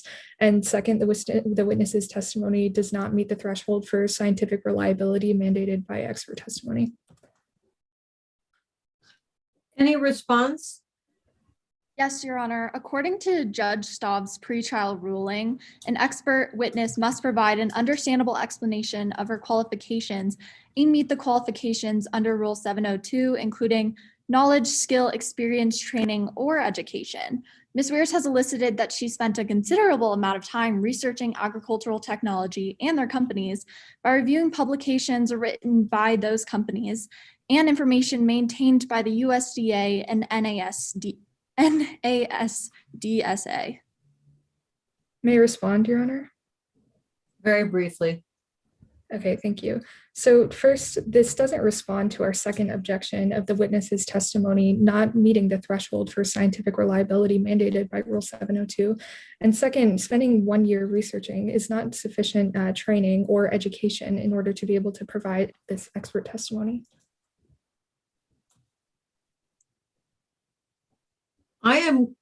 For purposes of this competition, I am admitting Ms. Weir as an expert based on her research. Normally, I would not admit her as an expert. Thank you, Your Honor. May I proceed? Yes, you may. Ms. Weirs, could you elaborate on some of the work that you do for the Rationalist? Of course. So for the Rationalist, I publish articles on science education and science advocacy. So what types of articles exactly? So personally, I've researched and authored a series of articles that was published in the Rationalist magazine on agritech and its industry. Part of that series questioned the narrative that there was a causal link between Drufo and cancer. The most polarizing topic that's quite interesting to dispute. So why is Drufo considered polarizing? What does that mean for the industry? Objection, relevance. Relevance, Ms. Walker? Your Honor, this is relevant as to show Carson Durst's bias in this, as he is working for Terra's Greenery, who is a direct rival of Drufo, and is developing a product similar to Drufo, which means that Drufo is a revolutionary product in the industry. I'm going to overrule, but with limitations, Ms. Walker. Limit the testimony to Ms. Weir's expertise. Thank you, Your Honor. So, Ms. Weirs, what does that mean for the agricultural technology industry? Well, because of how revolutionary Drufo is, it's highly probable and possible that other companies could be just attempting to destroy the reputation of Lush fertilizer. How is Drufo a revolutionary product for Lush fertilizer? Well, like GMO crops, Drufo significantly reduces the need to use other fertilizers in order to achieve the optimum yields. Less fertilizers mean less chemicals for the world as well as the people using the chemicals. So could you describe a bit about how Drufo works? Of course. So Drufo is the bonding agent, and it bonds to both grass and active ingredients such as the nitrogen, phosphorus, and potassium, which exist in Lush fertilizer. Drufo then prevents these active ingredients from being washed away as quickly as other fertilizers chemicals are washed away. It lessens the use of the fertilizer. With Drufo, you only need to be using Lush fertilizer once or twice a year, as opposed to other fertilizers, which are used 5 to 6 times to achieve the same optimum yield. So what does this mean? Well, because Drufo is applied significantly less than other fertilizers, it makes it just as safe, if not more so, of competitors' products for those who are using fertilizers. Thank you, Ms. Weirs. If you have not found any other studies regarding Drufo's potential harm, what other chemicals caught your attention? Well, I found chemicals that can be found in other pesticides, such as arsenic and glyphosate, to have been labeled as carcinogens or possibly carcinogenic, depending on the chemical, by the International Agency for Research on Cancer. And finally, Ms. Weirs, based on all the research that you have done, have you found any studies that claim Drufo is carcinogenic? No. Despite all of my research, I found no article, study, report, or paper which linked Drufo to non-Hodgkin lymphoma with any real basis. Thank you, Ms. Weirs. Thank you, Your Honor. I have no further questions for this witness at this time. Thank you. Any further cross-examination? Yes, Your Honor. You may proceed. Thank you. So I'd like to start by discussing your research in the agricultural sector. You claim that you've extensively researched commercial pesticides. I have. And all of these commercial pesticides contain carcinogens. Yes. So these pesticides are intended to be poisons, correct? Yes, the use of fertilizers and pesticides is to kill organisms in order to allow the ideal organisms to grow, basically. Okay, and the same is true for grass seed products, Yes. that their intended function is to kill organisms, in your words. Yes. And there won't ever be a fertilizer that has zero risk associated with it? Maybe in the future. As of right now, no. Okay, and this is because all fertilizers contain nitrogen, to your knowledge. Yes. And nitrogen can cause various illnesses, correct? Yes, it can. Like types of cancer, correct? Yes. It could also cause baby blue syndrome. Yes, it can. It could cause adverse reproductive outcomes. Yep. Okay, so let's move on to your motivation for testifying today. You're being paid for your testimony, correct? Objection, Your Honor. Relevance? I'll overrule. You may proceed with the question. Okay. Not to my knowledge, I am not being paid, no. You're not being paid. Okay. But as a freelance journalist, you do struggle to generate income. Yes, I have a secondary job at Applebee's. And how many hours would you say you spent researching this case? I spent about a year. Okay. And in addition to struggling to create this income because you aren't being paid, you have a lot of debts to pay. Yes, I do. And this debt is from your addiction to gambling. Objection, Your Honor. Improper character evidence? May I respond? Yes, you may. Your Honor, I'm not making a generalization about this witness's future behavior in accordance with their past. I'm just asking them to confirm a simple fact. Response, Your Honor. Yes. According to Rule 404B, evidence of a crime, wrong act, or other act is not admissible to prove one's character in order to show that Ms. Weirs is using this testimony for money. Any reply? Yes, Your Honor. Again, I'm not making generalizations as the rule states. I'm just asking for confirmation of a fact of behavior, not using that behavior to prove the character's witness or the witness's character, rather. Overruled. You may proceed. Okay, so this debt is from your addiction to gambling, correct? I would not say I have an addiction to gambling, no. Okay, but this debt is from your gambling in the past. Yes, I have a debt from gambling with my friends. Okay, thank you. We have no further questions. Any rebuttal? I'm sorry, any redirect? No redirect, Your Honor. Thank you. Ms. Weir, you are excused. Thank you for your testimony. Thank you, Ms. Walker. Thank you, Ms. Cook. Your next witness, Ms. Jack. Your Honor, the defense calls Dr. Oh, Devin Ms. Williams Blake, to I stand. apologize. Was I looking at the wrong? I must have been looking at the wrong one. So I apologize, Ms. Blake. You may call your next witness. Thank you, Your Honor. The defense calls Dr. Devin Williams to the stand. Dr. Williams, I'll remind you that you are under oath. You Yes. may proceed with your direct examination, Ms. Blake. Thank you, Your Honor. Good morning, Dr. Williams. Good morning. Could you please introduce yourself to the jury? Yes. Hello, everyone. My name is Devin Williams. I lead the Toxicology Research and Development Labs at Lush Fertilizer. Could you tell us a little more about yourself? Well, I'm a research toxicologist by training, and I initially started working for Lush about 10 years ago. I've also been leading the labs for about 7 of my 10 years now, and I'm also the outgoing chair of our company's ethics committee. And what do you do as a research toxicologist? Well, upon my research, I use my work to better understand how biological systems respond to environmental interventions.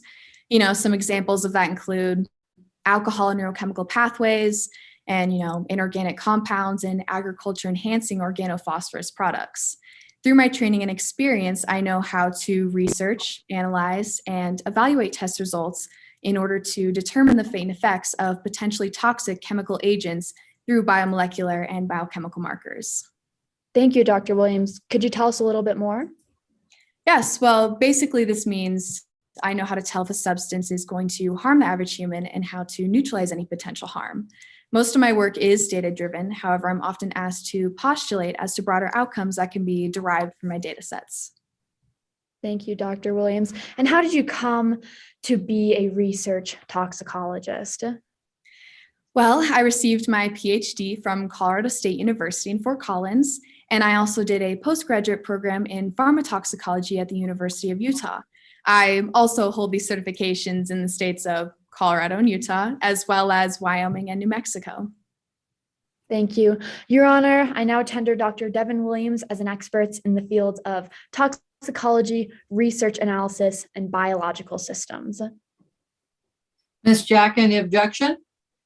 No objection, Your Honor. Dr. Williams will be so admitted. Thank you, Your Honor. Now, Dr. Williams, you mentioned you work for Lush Fertilizer. What is your main role at the company? Well, I was initially employed as a technician. However, I was later promoted to lead the labs, largely to oversee our work on the environmental impacts of our products. Could you tell us about Lush's fertilizer? Yes. Well, to start broadly, fertilizer actually enhances the growth of plants, either by adding nutrients or by enhancing the effectiveness of the soil by modifying its water retention and aeration. Specific to Lush Fertilizer, the product perfectly straddles these two components while staying environmentally friendly due to the composition of DRUFO. Could you explain what DRUFO is? Well, in order to understand DRUFO, we must first understand that, in short, DRUFO protects against nitrate pollution. Basically, any unused nitrogen gets converted into nitrates by bacteria in the soil. Those nitrates then accumulate within these water sources, and they create, dense algae blooms, reducing the amount of oxygen in the water, and as a result, killing the fish and also becoming harmful to humans. What happens after that? Well, Relevance. Response, Your Honor? Yes. Pursuant to 401A, in order to understand this case, we must first understand how DRUFO works, which is what my witness is testifying to. Any response? I don't believe that it's relevant to discuss the environmental impacts of DRUFO when we're here to discuss the impacts it has on the human body. I'm going to allow the question. I think that it's relevant to discuss the underlying environmental impact in order to affect or not the body. So I'll allow the question, and Dr. Williams may testify with regard to that. You may proceed, Ms. Blake. Thank you, Your Honor. Now, Dr. Williams, what is DRUFO's role in this whole process? Well, what DRUFO does is it actually binds the ingredients in the fertilizer to the grass or other plants that are being sprayed. That way, less fertilizer needs to be sprayed and less washes away into the soil. That way, the eutrophication process or the accumulation of those nitrates gets cut off at the very beginning. And have there been any negative reactions to DRUFO? Well, to my understanding, DRUFO has been banned in the EU. However, that is only specific to the European Union's nitrate directive. And what does the European Union Nitrate Directive mean? Well, it basically says that no new fertilizer can be used that contributes to more than the incidental nitrate accumulation in lab tests. Although DRUFO greatly reduces that accumulation under real-world conditions, there's still nitrogen in it, thus the ban. And why didn't Lush fight this EU decision to ban DRUFO? Well, in theory, Lush could have fought the EU decision. However, it was a brand new company back then with very limited resources. It just seemed easier to produce a line of products without DRUFO to be sold in countries that prohibited it. Thank you, Dr. Williams. I'd like to take a step back. The plaintiff claims that DRUFO causes non-Hodgkin's lymphoma. What are your initial thoughts on that? Well, the use of DRUFO has not been correlated with the statistically significant increase in the incidence of non-Hodgkin's or any other cancer. Could you expand on that? Well, the way we answer this question is through statistics. We can look at the incidence rate for people who have used fertilizers with DRUFO and compare that to the incidence rate for people who have used fertilizers without DRUFO. What else goes into these statistics? Well, first you need to account for the random element. If you take a large group of people who have used fertilizers with DRUFO, some of them will just naturally develop non-Hodgkin's. And that can be from, medical history, other environmental factors, or just by pure chance. We cannot account for that in the statistical increase in the chance of getting cancer from DRUFO. I would also like to add that, the larger the sample, the larger the amount of people in the sample that just have non-Hodgkin's. Not meaning that there's anything causing more non-Hodgkin's, it just means that there are more people in the sample. Would you be able to condense your analysis into 1 or 2 sentences for us? Yes, of course. Well, the data that we analyzed all came in below a normal confidence level, meaning all the data that we looked at was consistent with users of DRUFO fertilizer not having an elevated risk of non-Hodgkin's compared to other fertilizer users. Now, Dr. Williams, you compare users of fertilizers with DRUFO to users of other fertilizers. Why do you make this choice? We need to compare something like apples to apples here. In terms of fertilizer consumption, you can't compare farm laborers to gardeners. That would be like comparing apples to Toyotas, which is super dangerous in the scientific world. What's the danger of comparing apples to Toyotas? Well, farm laborers, gardeners, and the population that don't do either of those things typically have different lifestyles. Different lifestyles mean different environments, and different environments mean different environmental exposures. Basically, in order to conduct a proper study, you would need to compare something like, farm laborers who have used fertilizers with DRUFO, and compare that to farm laborers who have used fertilizers without DRUFO. That would be a prime example of that apples to apples scenario. Have there been any studies conducted on DRUFO? Yes, as a matter of fact, I was just referencing Dr. Rogers' study. Rogers conducted a study that compared those farm laborers to gardeners and to the population that don't do either of those things. And again, like I said earlier, this is a great example of those apples to Toyotas. Do you have any other thoughts on Dr. Rogers' study? Yes, I do. First of all, I would like to say that the study has not been peer reviewed.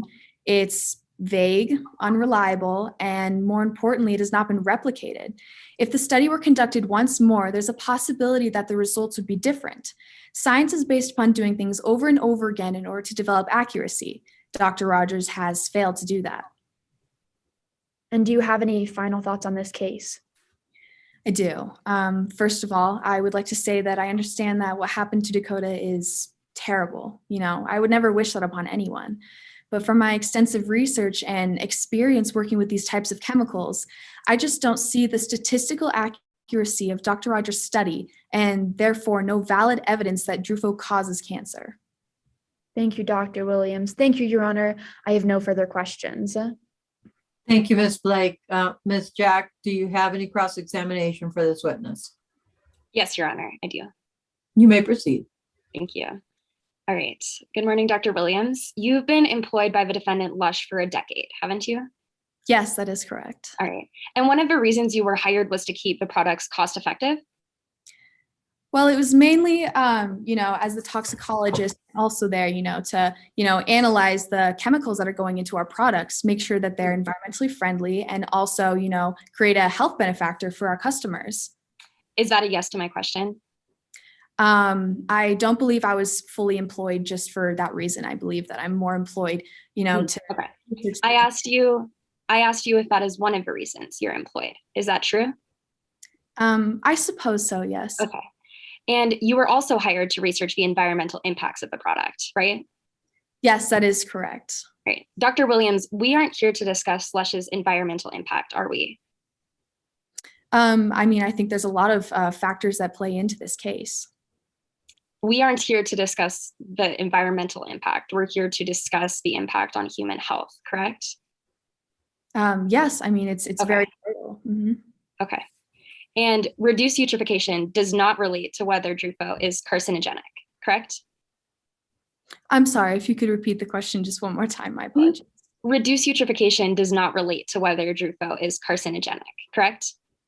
No, it does not. But again, it really connects to, the health of our customers. That eutrophication process, it really contributes to that nitrate accumulation, which is, bad for our customers' health.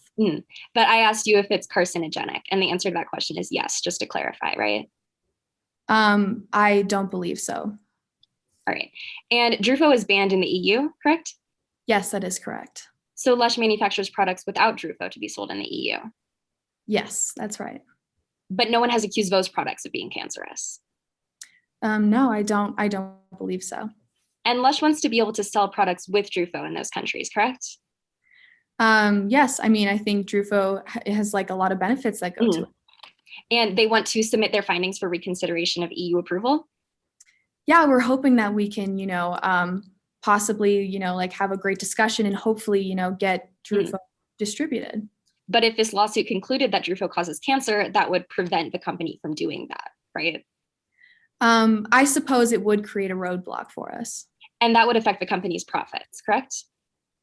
I think that we're doing well as a company currently, but I suppose it would create a minor impact. And so the answer to that question is yes? Yes. Okay. And because you work for the company, it would affect your credibility as well.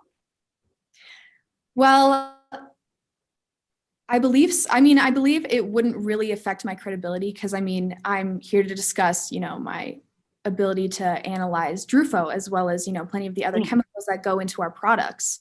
At least from my standpoint, I think that, Drufo has a great, there's a lot of benefits that go with it. So I don't believe it would really cause too much issue to my reputation. It's not really something that I'm, worried about. I'm not worried about my reputation, I'll say.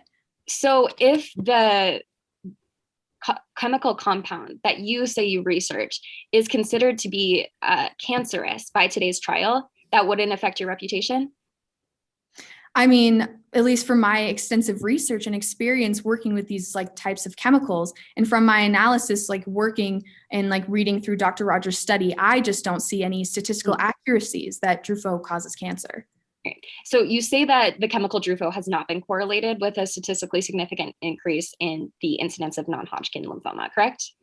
Yes, that is right. And this is based on the studies conducted by the company in 2003? Yes. And that study concluded that further analysis is required before we are able to make conclusions regarding the likelihood of a chemical compound at issue causing any long-term health effects, including cancer, correct? Yes, that is correct. Although then again, we're continuously researching, we're still working through, the chemicals and like the effects of them. Mm-hmm. But your conclusions about whether Drufo causes cancer are based on the 2003 study, correct? Yes. And also from my experience working with these chemicals pretty much every day. And Dr. Williams, you have been leading the toxicology research and development lab at Lush for 7 years, correct? Yes, that is correct. And you're also the chair of the company's ethics committee? Yes, I am. And during that time, you haven't conducted a further study on whether Lush fertilizer is carcinogenic in humans, correct? Well, we're continuously researching. And so I'd say that, we're, continuing to, analyze our chemicals. And so, I mean, currently we don't have any standpoint on that though. Okay, so you have not conducted a further study about whether Drufo was carcinogenic in humans? No. All right, no further questions, Your Honor. Thank you, Ms. Jack. Any redirect, Ms. Blake? No redirect, Your Honor. Thank you. Doctor, you are excused. Any other witnesses? No, Your Honor. The defense rests. Thank you. At this time, I'm going to give the parties a minute to a minute and a half to, or actually, let me ask you, how much time do you need before you can proceed with closing statements? Is a minute to 2 minutes sufficient? Yes, Your Honor, that should be sufficient.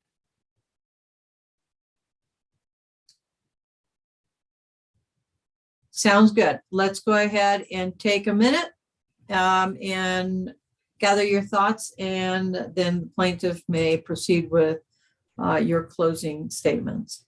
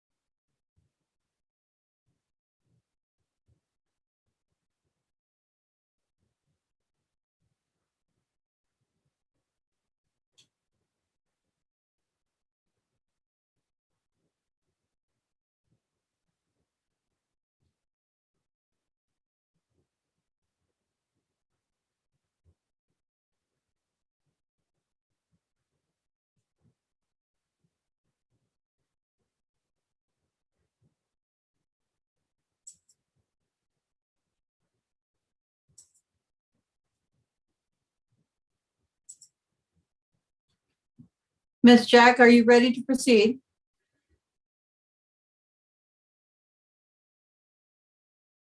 Yes, Your Honor, I'm ready. You may proceed. And while Ms. Jack is proceeding with her closing statement, Ms. Blake, if you could also turn on your video. Thank you. I take it I have it right that Ms. Blake, you will be doing the close for the defense. Yes, Your Honor. Okay, thank you. Ms. Jack, you may proceed. Lush Fertilizer is a company that values profits over the lives of the people using their products. And as the plaintiff, we believe this is unacceptable. Today, we have demonstrated 4 key points that we have the burden to prove by a preponderance of the evidence. And we hope that you will hold Lush accountable, guilty of negligence. The first point is that Lush created a product containing Drufo. And this is undisputed. Now, the reason why the company was so insistent on using this chemical was because they believed it was environmentally beneficial. Those benefits that the defense witnesses discussed in today's trial are simply distractions from what we are here to discuss today, that Lush Fertilizer caused Dakota Weir's terrible disease. And it became clear in today's trial that in addition to profits, these environmental benefits blinded the people in the company to the harm their fertilizers caused to human health. The second point that we have proved is that the defendant was negligent, failing to exercise reasonable care to prevent the product from creating a risk of harm. Lush conducted one study to test whether Drufo was carcinogenic in humans. At the end of that 2003 study, the company got word from their scientists that it was likely Drufo caused cancer. Instead of taking this seriously, they decided to keep that information in the walls of the company and put out an inconclusive report, which concluded that further analysis was required before they were able to make conclusions regarding the likelihood of Drufo causing long-term health effects, including cancer. In the 19 years that have passed since that report, the company never followed up on this research. Instead of recalling the product, selling it without Drufo, which they do with their fertilizers in the EU, or baking their product and incurring an additional cost, Lush sold their fertilizer without adequate warnings or safety provisions. Use of a mask and protective clothing was only recommended on the product, and recommendations are not requirements. Most importantly, there was no mention of a risk of non-Hodgkin lymphoma or other cancers on the packaging. And Dakota Weirs has testified that had she known this risk, she would have followed the safety recommendations or abstained from using the product at all. If the actions of Lush Fertilizer aren't negligence, then I'm not sure what is. The third statement we have demonstrated is that the plaintiff, Dakota, was reasonably expected to use the product. This is true because Dakota worked in a landscaping company that Lush sold their products to. And lastly, we have shown that the plaintiff's damages, her development of non-Hodgkin's lymphoma, was caused by the defendant's negligence. The only study the defense has put forth to demonstrate Drufo doesn't cause non-Hodgkin's lymphoma was conducted from inside of Lush and obscured by higher-ups in the company because of profits. The alternative study, which is much more recent and presented by the plaintiff, is about the link between Drufo and non-Hodgkin's lymphoma, comes from Casey Rogers, an expert in horticulture and agriculture technology. Today, she described the conclusive results of her study, that exposure to Drufo and Lush Fertilizer definitively increases the risk of non-Hodgkin's lymphoma by up to 5 times. Unfortunately, this is exactly what happened to Dakota. In today's trial, you heard from her about how this disease ruined her plans to attend Juilliard on a scholarship playing piano. She can no longer stand or sit up for long enough to play this instrument due to the extreme pain caused by her condition, and she cannot connect to her late grandfather by playing piano. At the age of 20, Dakota has been forced to put her passion, health, and life on hold, and she deserves justice. So I ask you, the jury, to hold Lush accountable for valuing profits over lives. Thank you, Ms. Jack. Ms. Blake, do you have a closing statement? Yes, Your Honor. Tragedy often prompts a search for truth, but the plaintiff is looking for answers in the wrong place. The defense is asking you, members of the jury, to separate the truth from the tragedy. The truth is that Lush Fertilizer Incorporated is not liable for the damages Dakota Weirs is facing. The plaintiff must prove by a preponderance of the evidence that Lush Fertilizer was negligent pursuant to jury instruction number 2. In order to do so, they must prove causation, duty to warn, breach of duty, and damages. The plaintiff has failed to prove all but one: damages. We are empathetic for Dakota and understand the impact that this cancer will have and has had on Dakota's life, but Drufo is not the cause. Let's start with causation. The plaintiff must prove that Lush Fertilizer failed to exercise reasonable care to prevent an unreasonable risk or harm to persons who use that product. You first heard from Mr. Doncourt, Lush's CEO, who talked about the extensive testing and research that went into Drufo before it was put on the market. You heard him talk about the user recommendation labels Lush puts on their fertilizers, because fertilizers are inherently toxic. You then heard from Skylar Weirs, who has spent years researching and investigating Drufo and has not found a single study that links Drufo to non-Hodgkin's lymphoma. You heard her talk about how fertilizers with Drufo only need to be sprayed 1 to 2 times a year, while other fertilizers need to be sprayed 5 to 6 times a year. And lastly, you heard her discuss how Dakota Weirs is the only person to suggest a connection to non-Hodgkin's lymphoma. And then you heard from Dr. Casey Rogers, who tried to convince you that there is a correlation between exposure to Drufo and cancer. But you also heard from Dr. Devin Williams, who challenged Dr. Rogers' study and showed how it is more flawed than accurate. You heard Dr. Rogers talk about her study, but failed to specify crucial details about the study, such as the size of the groups or the amount of time she followed her subjects. You heard Dr. Rogers talk about the reports she heard on the dangers of Drufo, but failed to specify crucial details about those reports. Members of the jury, the very basis of Dr. Rogers' study hinges upon comparing two completely different things, apples to Toyotas, and ultimately, Dr. Rogers' study has not been peer-reviewed, has not been replicated, and thus proves nothing.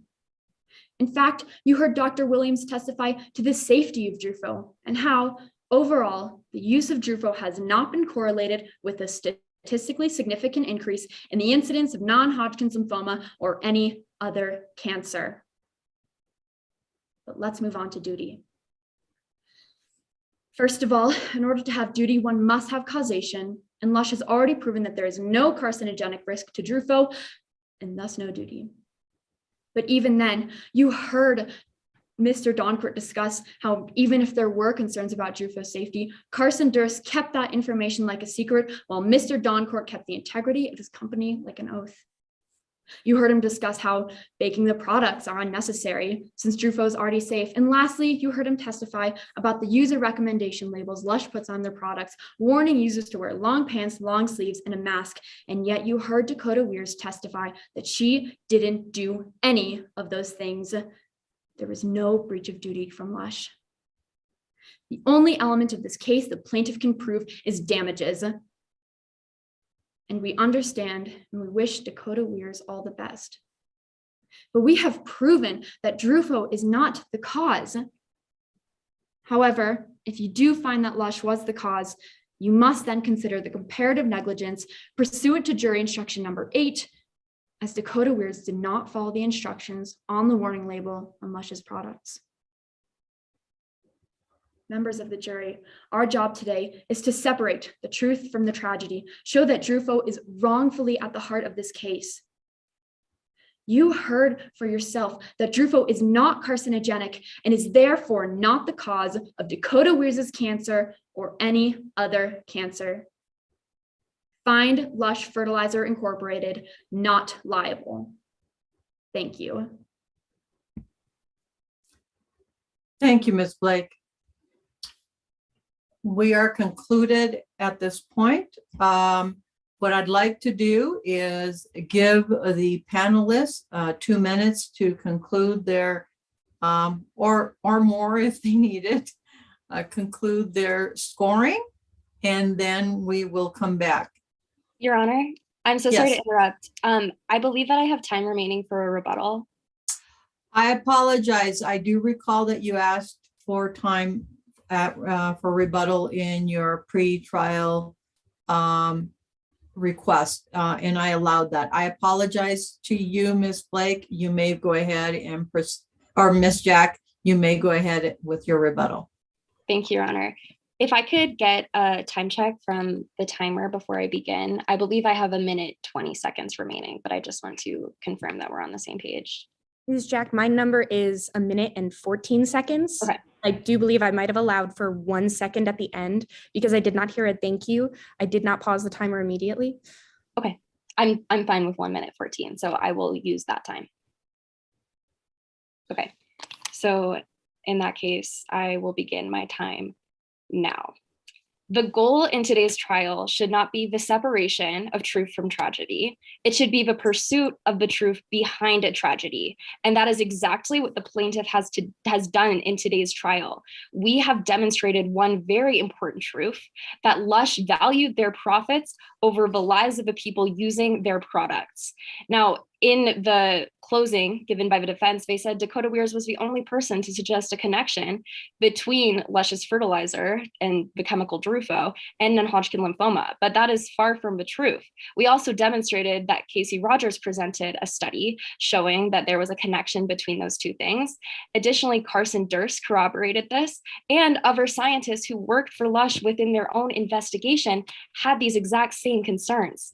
Now, Dr. Williams might have challenged the study done by Dr. Rogers, but Dr. Williams has never conducted an opposing study in the 19 years since the one conducted in 2003, and has relied on that study, which she has agreed upon was inconclusive. So at the end of today's trial, if it seems unsure whether or not Drufo causes non-Hodgkin's lymphoma, then the company should have pursued that further, and instead of doing that, they were negligent. So we ask you to hold them accountable. Thank you, Ms. Jack. Now we will take a break, let the panelists submit their score sheets, and if I could have confirmation from by the courtroom monitor when those are in, then we can proceed with some commentary at the end. So we'll go ahead and allow them to do that and take a few minutes of silence. When you are done, if you could put your screens on so I know when all three score sheets are in.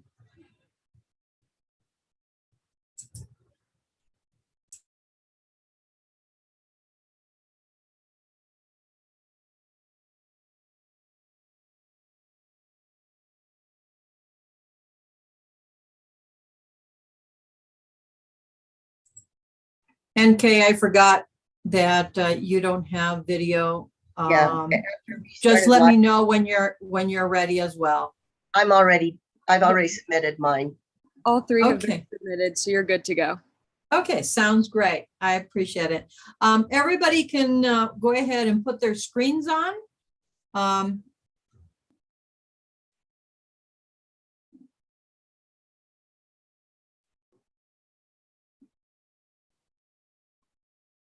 And Miss Taylor, you can as well.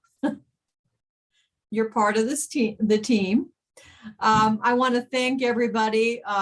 Well done.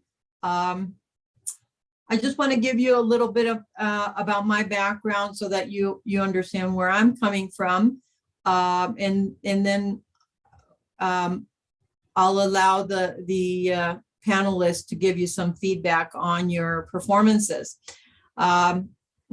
Again, my name is Elsa Martinez Tenredo. I'm a judge with the Office of Administrative Courts for the state of Colorado. Before I became a judge, I was what we call a pre-hearing judge that does pretrial matters for some time. And before that, I was in practice for 28 years. I can say that I've been involved with the mock trial committee for the Colorado Bar Association and the Denver Bar Association for many years, since 1995, since most of you weren't even around. The program has been going for that long, or longer than that, actually. That's when I just joined, and have done all aspects of this, from organization to scoring, obviously, and presiding. I do want to say that I really love the program, and I think you all did a marvelous job at your performances today. So I want to thank you all and give you an applause, because you deserve it. And I hope your audiences are giving you an applause as well. So Dan, do you want to go ahead and start with the comments? Sure, I will. And for all of you, my name is Dan Sweetser. I was an attorney for about 30 plus years. And through that, I had the good fortune of meeting both Elsa and Paul along the way in our volunteer work. Thank you all. My new position now is Deputy Executive Director of the Bar Association. So thank you all for participating in this. And also thank you for those kind words about the program. It is an absolutely wonderful program, and I'm really happy to be on this side of the table now. Very quickly for all of you, high professional awards are scores for everybody and both teams. That hit me right off the bat when I heard that Morgan was going to keep time for everybody. That was automatically, what a great way to start, that you're working together on this thing. That's how this works. As Paul and Elsa know, opposing counsel do well when they are not the ones fighting. And you all seem to get that, so that was great. Two great main observations that I saw on the direct examination and the cross-examination. Generally, everybody did very well. The direct examination was very conversational, and that's what you want in your direct examination. Make it sound like you're just talking, like you're just friends. That's how you get the story out, and it's wonderful. Cross-examination was really good, generally for all of the witnesses, when they did not argue. Don't argue with opposing counsel. You're always going to lose as a witness. So I'm presuming you got some good coaching there, because you all did really, really well on that front. As far as that goes, the direct, I have to call out Helen and Aubrey as probably the best conversationalists. It was great. But you all did really, really, really well. And as far as the closing and opening, all very well done. I'll call it Abigail, just the right amount of passion. You got to have a little bit, but not too much. So it was but all of you, extremely well done. Thank you so much for being part of this. Paul? I was just super impressed. During the day, I'm a patent litigator. I do a lot of litigation and trial work in the federal courts, and I am also the general counsel of our law firm. So I am the champion of the culture and ethics at our firm as well too. I thought that everybody did a fantastic job of working together on both sides. As I've been on the jury several times as well too, in real cases, and I've always found it really distracting when counsel. It's obvious that the counsel just cannot get along, and I thought that right away it was fantastic that everybody was able to get along really well. Before I actually went to law school, I was actually a high school teacher, and I spent time actually working in the biotech industry, working on, strangely enough, some carcinogens and things like that as well too.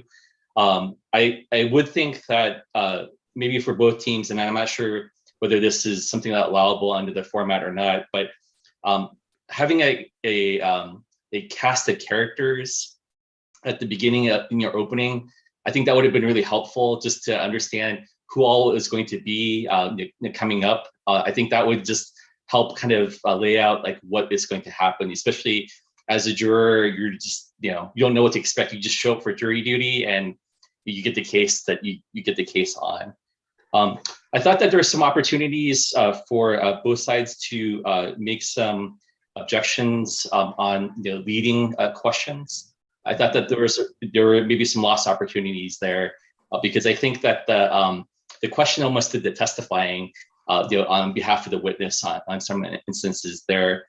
And then the last thing, and I'm the worst at this myself, is that I think that it would help. And for me, I learned English second, and so being somebody who learned English second in another language ahead of time, I think slowing down is really helpful. I could tell when something was uncomfortable because I could tell certain people like speeding up, and then some people did a really good job of staying calm. But I think that if you just dial it back just a little bit, as just to slow it down, I think that would help everybody as well too.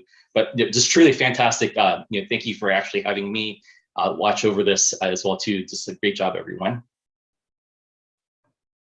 Thank you, Paul.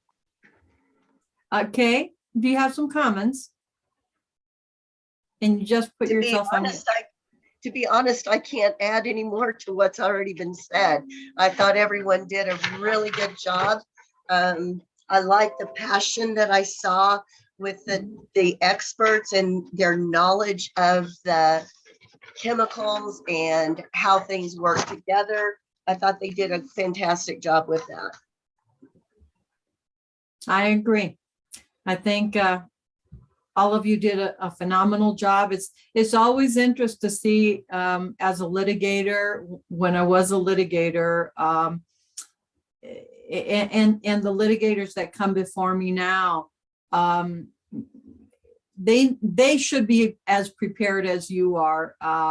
So I congratulate you on how well you all did. I love seeing the witnesses and how you become those characters so well. So I appreciate that.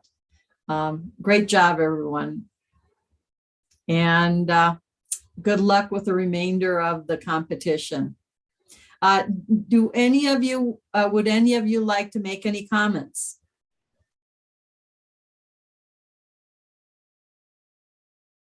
Well, thank you so much. Good luck. Oh, yeah.